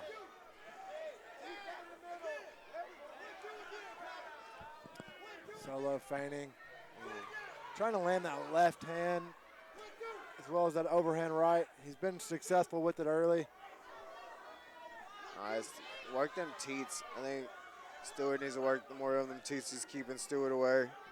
Keeping Solo away. Ooh, big overhand right. Because them overhands are landing. Now Solo with the takedown. He's going to get to the front headlock position. Solo seems content just to be sprawled out here. Tyler stands right back up, comes up with the body kick. Solo only seems interested on taking him down and getting back up for them points. Doesn't seem to want to stay on the ground. It seems like he is more comfortable standing up because he is landing some big, heavy shots. Just knocked the mouthpiece out, yeah. Yeah, he is. It's okay. We eat through straws. Oh, man. So Solo timed that left hook that Stewart was throwing. Hit him with the right hand. Stewart needs to keep his hands up. And Maybe he can parry some of them, or at least deflect it. What a round. What a round 2. Because Solo's meeting him with that same slip-in overhand. Good knee to the body by Stewart.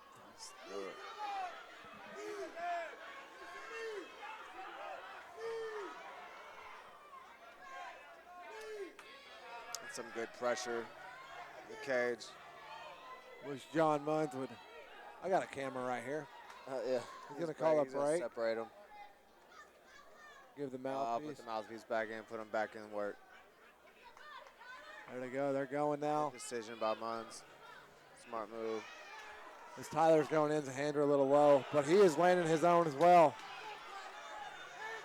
Both has been mouth wide open, breathing through the other, eating some shots. And Solo's looking with that jab. Solo's got some clean striking.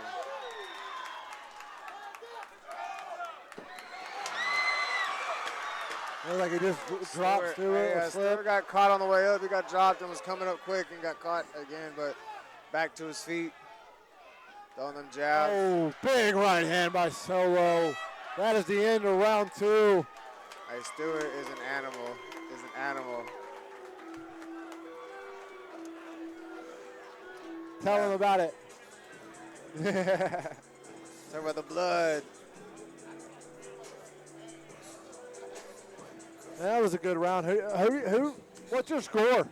I ain't even keeping score. I'm just into the fight. I'm not keeping score on this. I don't know. Solo's landed. That's the second round, right? And we're going into our third. Yeah, Solo's landed to me. He's landed the heavier shots. Yeah, he's landing the cleaner exchange in this second round.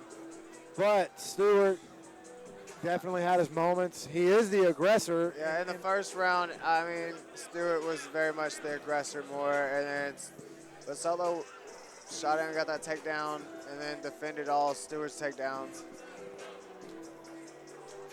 I mean, like I hate to be a judge, but there's some great action, so I love my job. All I got to do is talk. Both guys hugging in the middle before they start this third and final round. It's been a great fight. Yeah. There they go. Nice fight. Nice.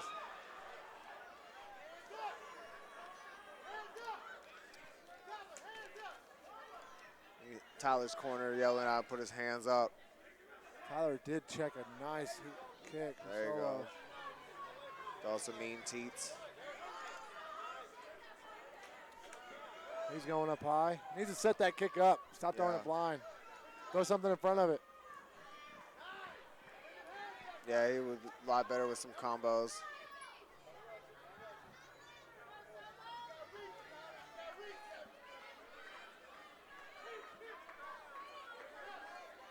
Not a whole lot. They're both moving. Big left hook. I was like, both men just waiting to explode on the other one. Solo jumps in with a jab. They're like magnets. The ones like same magnet trying to put together. Push each other back. I give it to Tyler. He's starting to check every one of those kicks. He lands a big body kick there. Solo comes in with a nice 3-punch combo.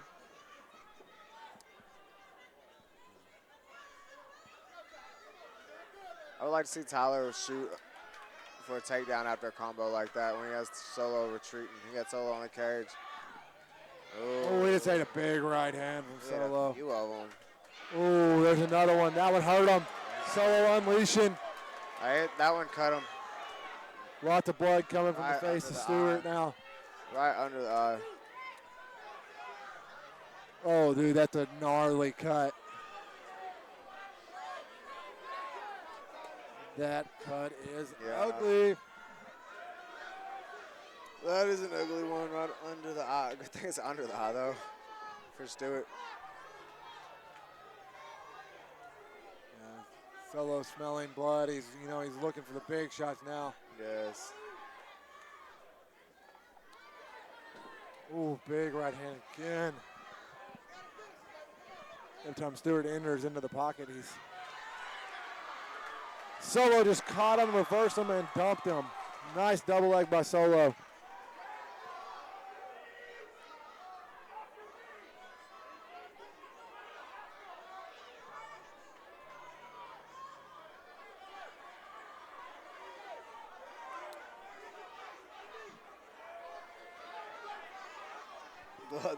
I can't say much. This is just a lot to watch. This is a great action. Like, I know he's on his back looking for the up kick, but they're just, you can see filling out. Solo's looking for that shot to get in here. Solo's trying to pass the side control. He knows to beware of Tyler's legs. You know, those links, you got a lot of submission that can come up from there. All right, Tyler with them low kicks now to get, ate an up kick. Getting up, ate that kick. Tyler is a psychopath. That's he's starting to show it. Both these men are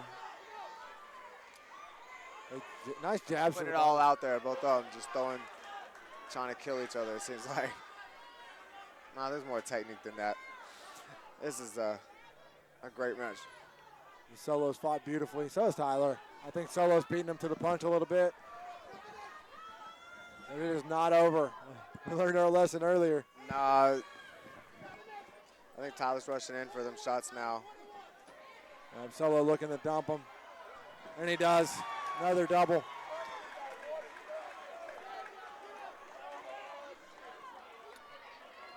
Big hammer fist. Ground and pound.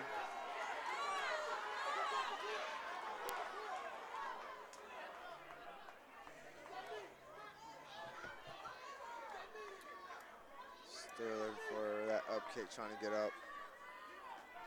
Nice. Oh, that punch to the body hurt Tyler. Tyler's covering up. Solo's dropping bombs, trying to finish. He's kicking away. Tyler trying to fight back into it. Solo's. Oh, man. It looked like there might have been a finish there for a second or two. All right, man. For a few more seconds, I think Muns would have stepped in. And that was about, oh, nice up kick. Now Solo wants to pick up.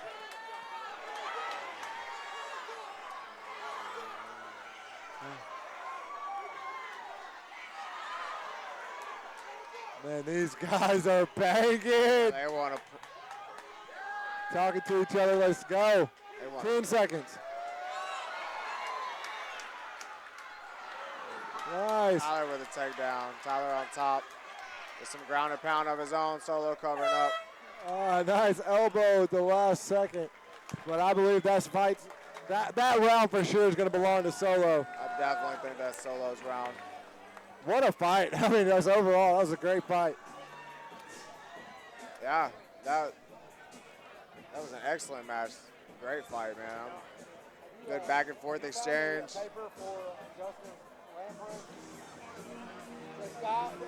The guy, not AJ.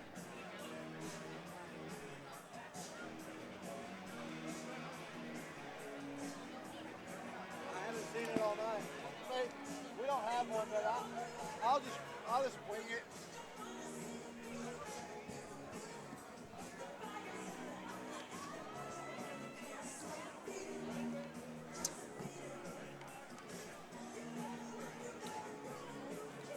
Ladies and gentlemen, once again, that fight was brought to you by Elite Security Solutions, a veteran-owned company offering round-the-clock top-tier private security services out of Hot Springs, Arkansas. Give them a call. Tell them Real Deal Championship. Send them your way.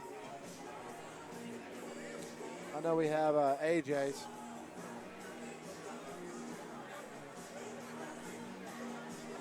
I don't know. I think he's probably the red corner, if I had to guess. I don't know. What a fight right here. I'm gonna go 2-1 Solo on it, but both guys left it all in there. That was an amazing fight.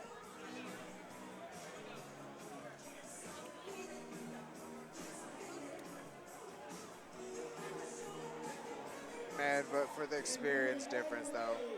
To the bell. All the way to the bell. And here goes the judges' scorecard. Your main event is sponsored by Elite Security Systems. And your winner, fighting out of the red corner, Solo.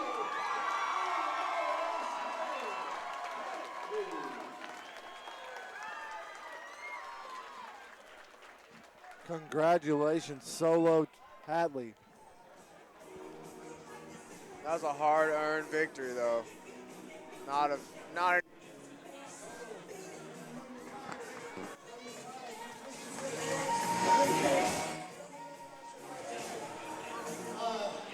So I used to train with Tyler a couple years ago, back when I was still training OTC. Tyler was a really good training partner then. He did a lot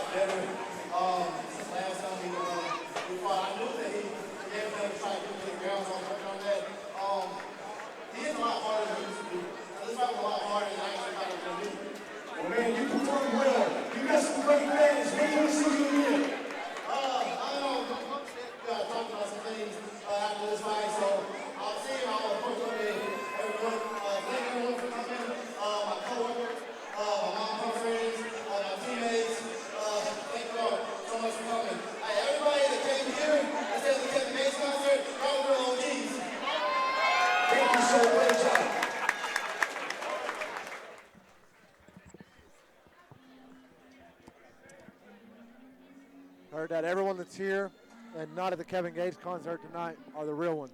Yeah, I almost went to that. Yes. We got our main event. We got a Mr. Justice Lamprez versus AJ the Savage Cunningham. And if you look around, main event, place is still full. I'd like to have everybody's attention just for 1 minute, please. If you don't hear anything else I said tonight, if you have not listened to anything I've said tonight, please listen to this. If you have been drinking, please do not drive. If you've been drinking, please do not drive. Get a designated driver. Call Uber. I can tell you from personal experience, in Uber is a lot cheaper than it is a DUI. And we really don't want to hurt anybody. Everybody go home safe. If you've been drinking, get a driver. Tom Rogers speaking facts. She knows how to drive pretty fast. She's on the drug strip all the time. Talk to her. So your main event, sponsored by Expedited Property Management. Help me welcome to the cage, Justice Lamprez. Justice Lamprez is fighting out of Louisiana. I can't find my info packet on him. I know his record is 8-10. I got a chance, like I was telling everyone before the show, made a little highlight video for the promotion, and I was watching a lot of Justice's fights. Guy's a straight banger. I mean, he's going to bite down on the mouthpiece. He's going to meet you in the middle, and throw the fire. That's just what he does. He's 8-10. Gladiator Academy. Crawley, Louisiana, Jiu-Jitsu Gladiator Academy. Seems to be their gym. He's wearing some, like I said, we have no information on him, so we're winging it. He's wearing his The Art of Grappling shorts, so I think he's trying to fool us because I'm the one that made that video, and there wasn't a lot of grappling in there.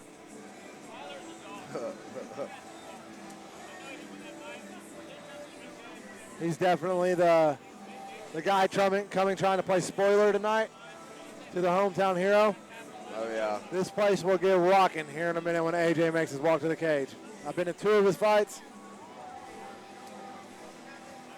And then it looks like his head coach and his corner is going to be Bryce Mitchell. Yeah, this one's going to be good, man. Justice has fought the who's who's. Whenever I was looking at the record, he's fought a lot of game opponents. And here you go. For our main event of the night.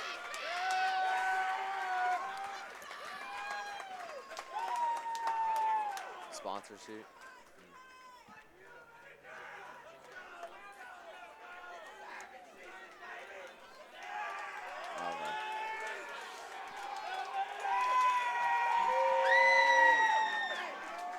Here we go.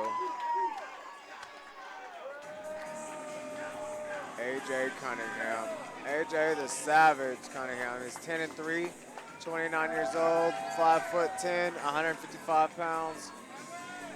Law school, MMA.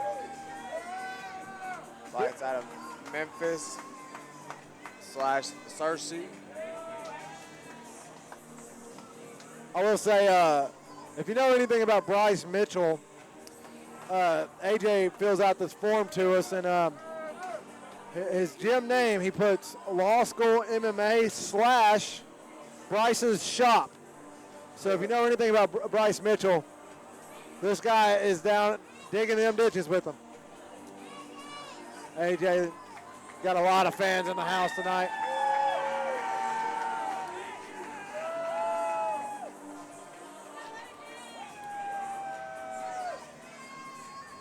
Hey, I think Bryce needs to come over here and put some grease on him. We're having some controversy on the outside.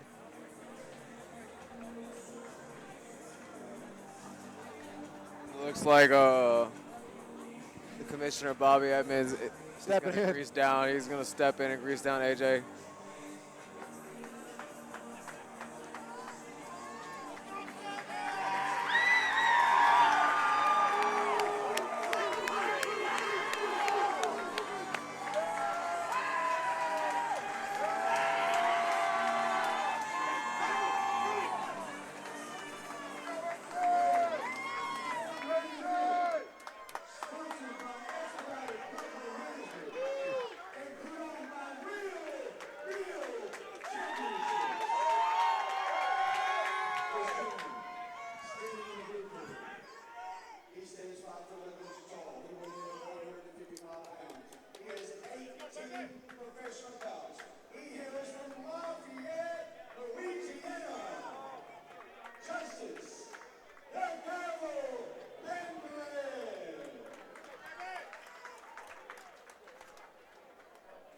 Greatest warrior across the cage.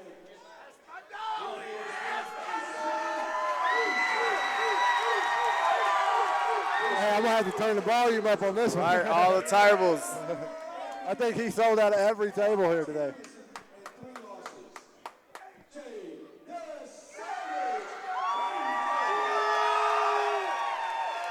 AJ the Savage Cunningham.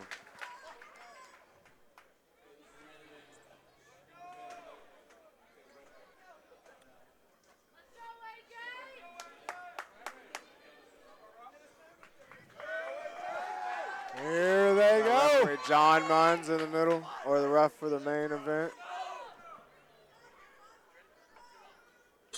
And here we go. Touch of the gloves. Pressing them jabs out.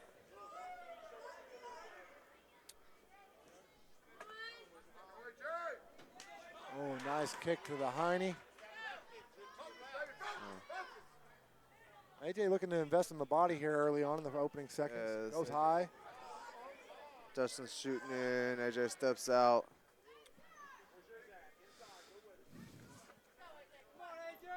Oh, Justice.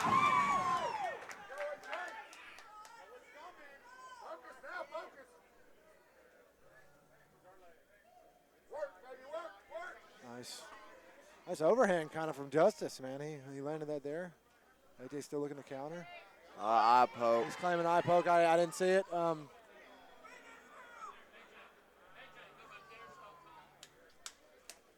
Didn't see it, but they did get close in there. So.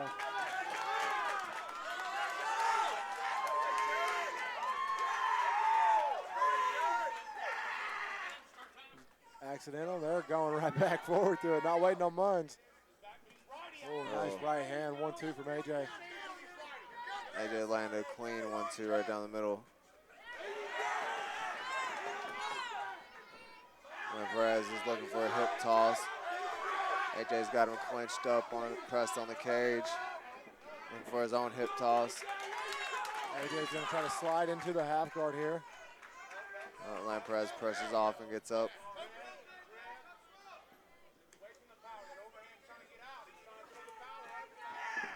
He's looking for that. Looks like he's locked on a single.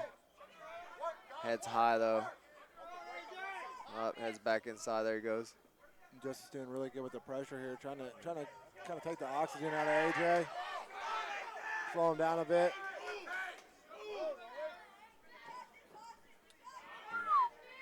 That was narrow. And Justice drops his head. You know what? AJ's got a cut right above it, right on his forehead. It's like Justice just teetered him, kicked him with his toe. They're clashing heads, dude. On that. Oh yeah, I think Justice is He down. dropped him.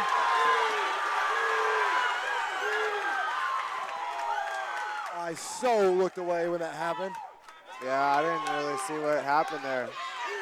AJ looking to finish. He's got him gift wrap.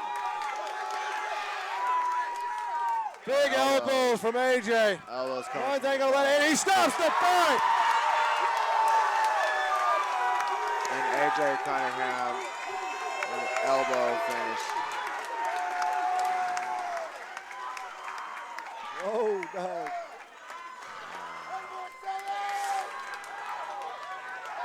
Wobble. Justice is wobbled up to his feet though.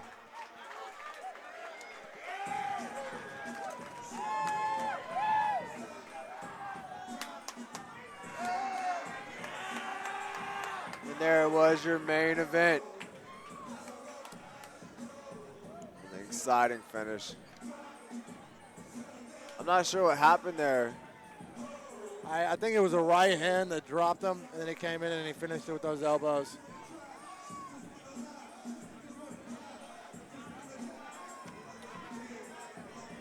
One last time, we'll give a shout out to our main event sponsor, Expedited Property Management. They handle all of your property management needs with quality and excellence. If you grow it, they mow it.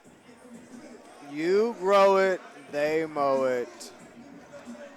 I don't know about you, man, but I am hungry. Me too. That chicken sandwich did not hold me over.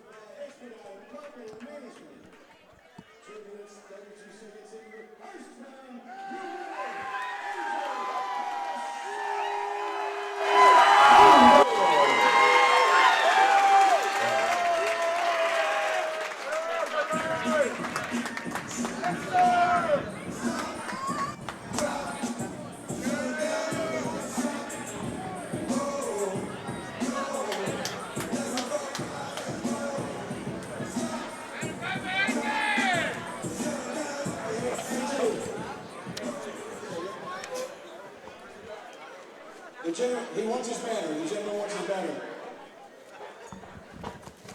Hey, AJ, man, you've been doing this for a long time. You've a lot of professional bouts. Where do we sit next from you, sir? Who knows? If I won the UFC, they did like the performance, even though we got KO back in September. All I know is I'm going to keep climbing. I put 9 years of my life into this, and it's too late to turn around now. We're 11-3, and God willing, we keep climbing when we get that call.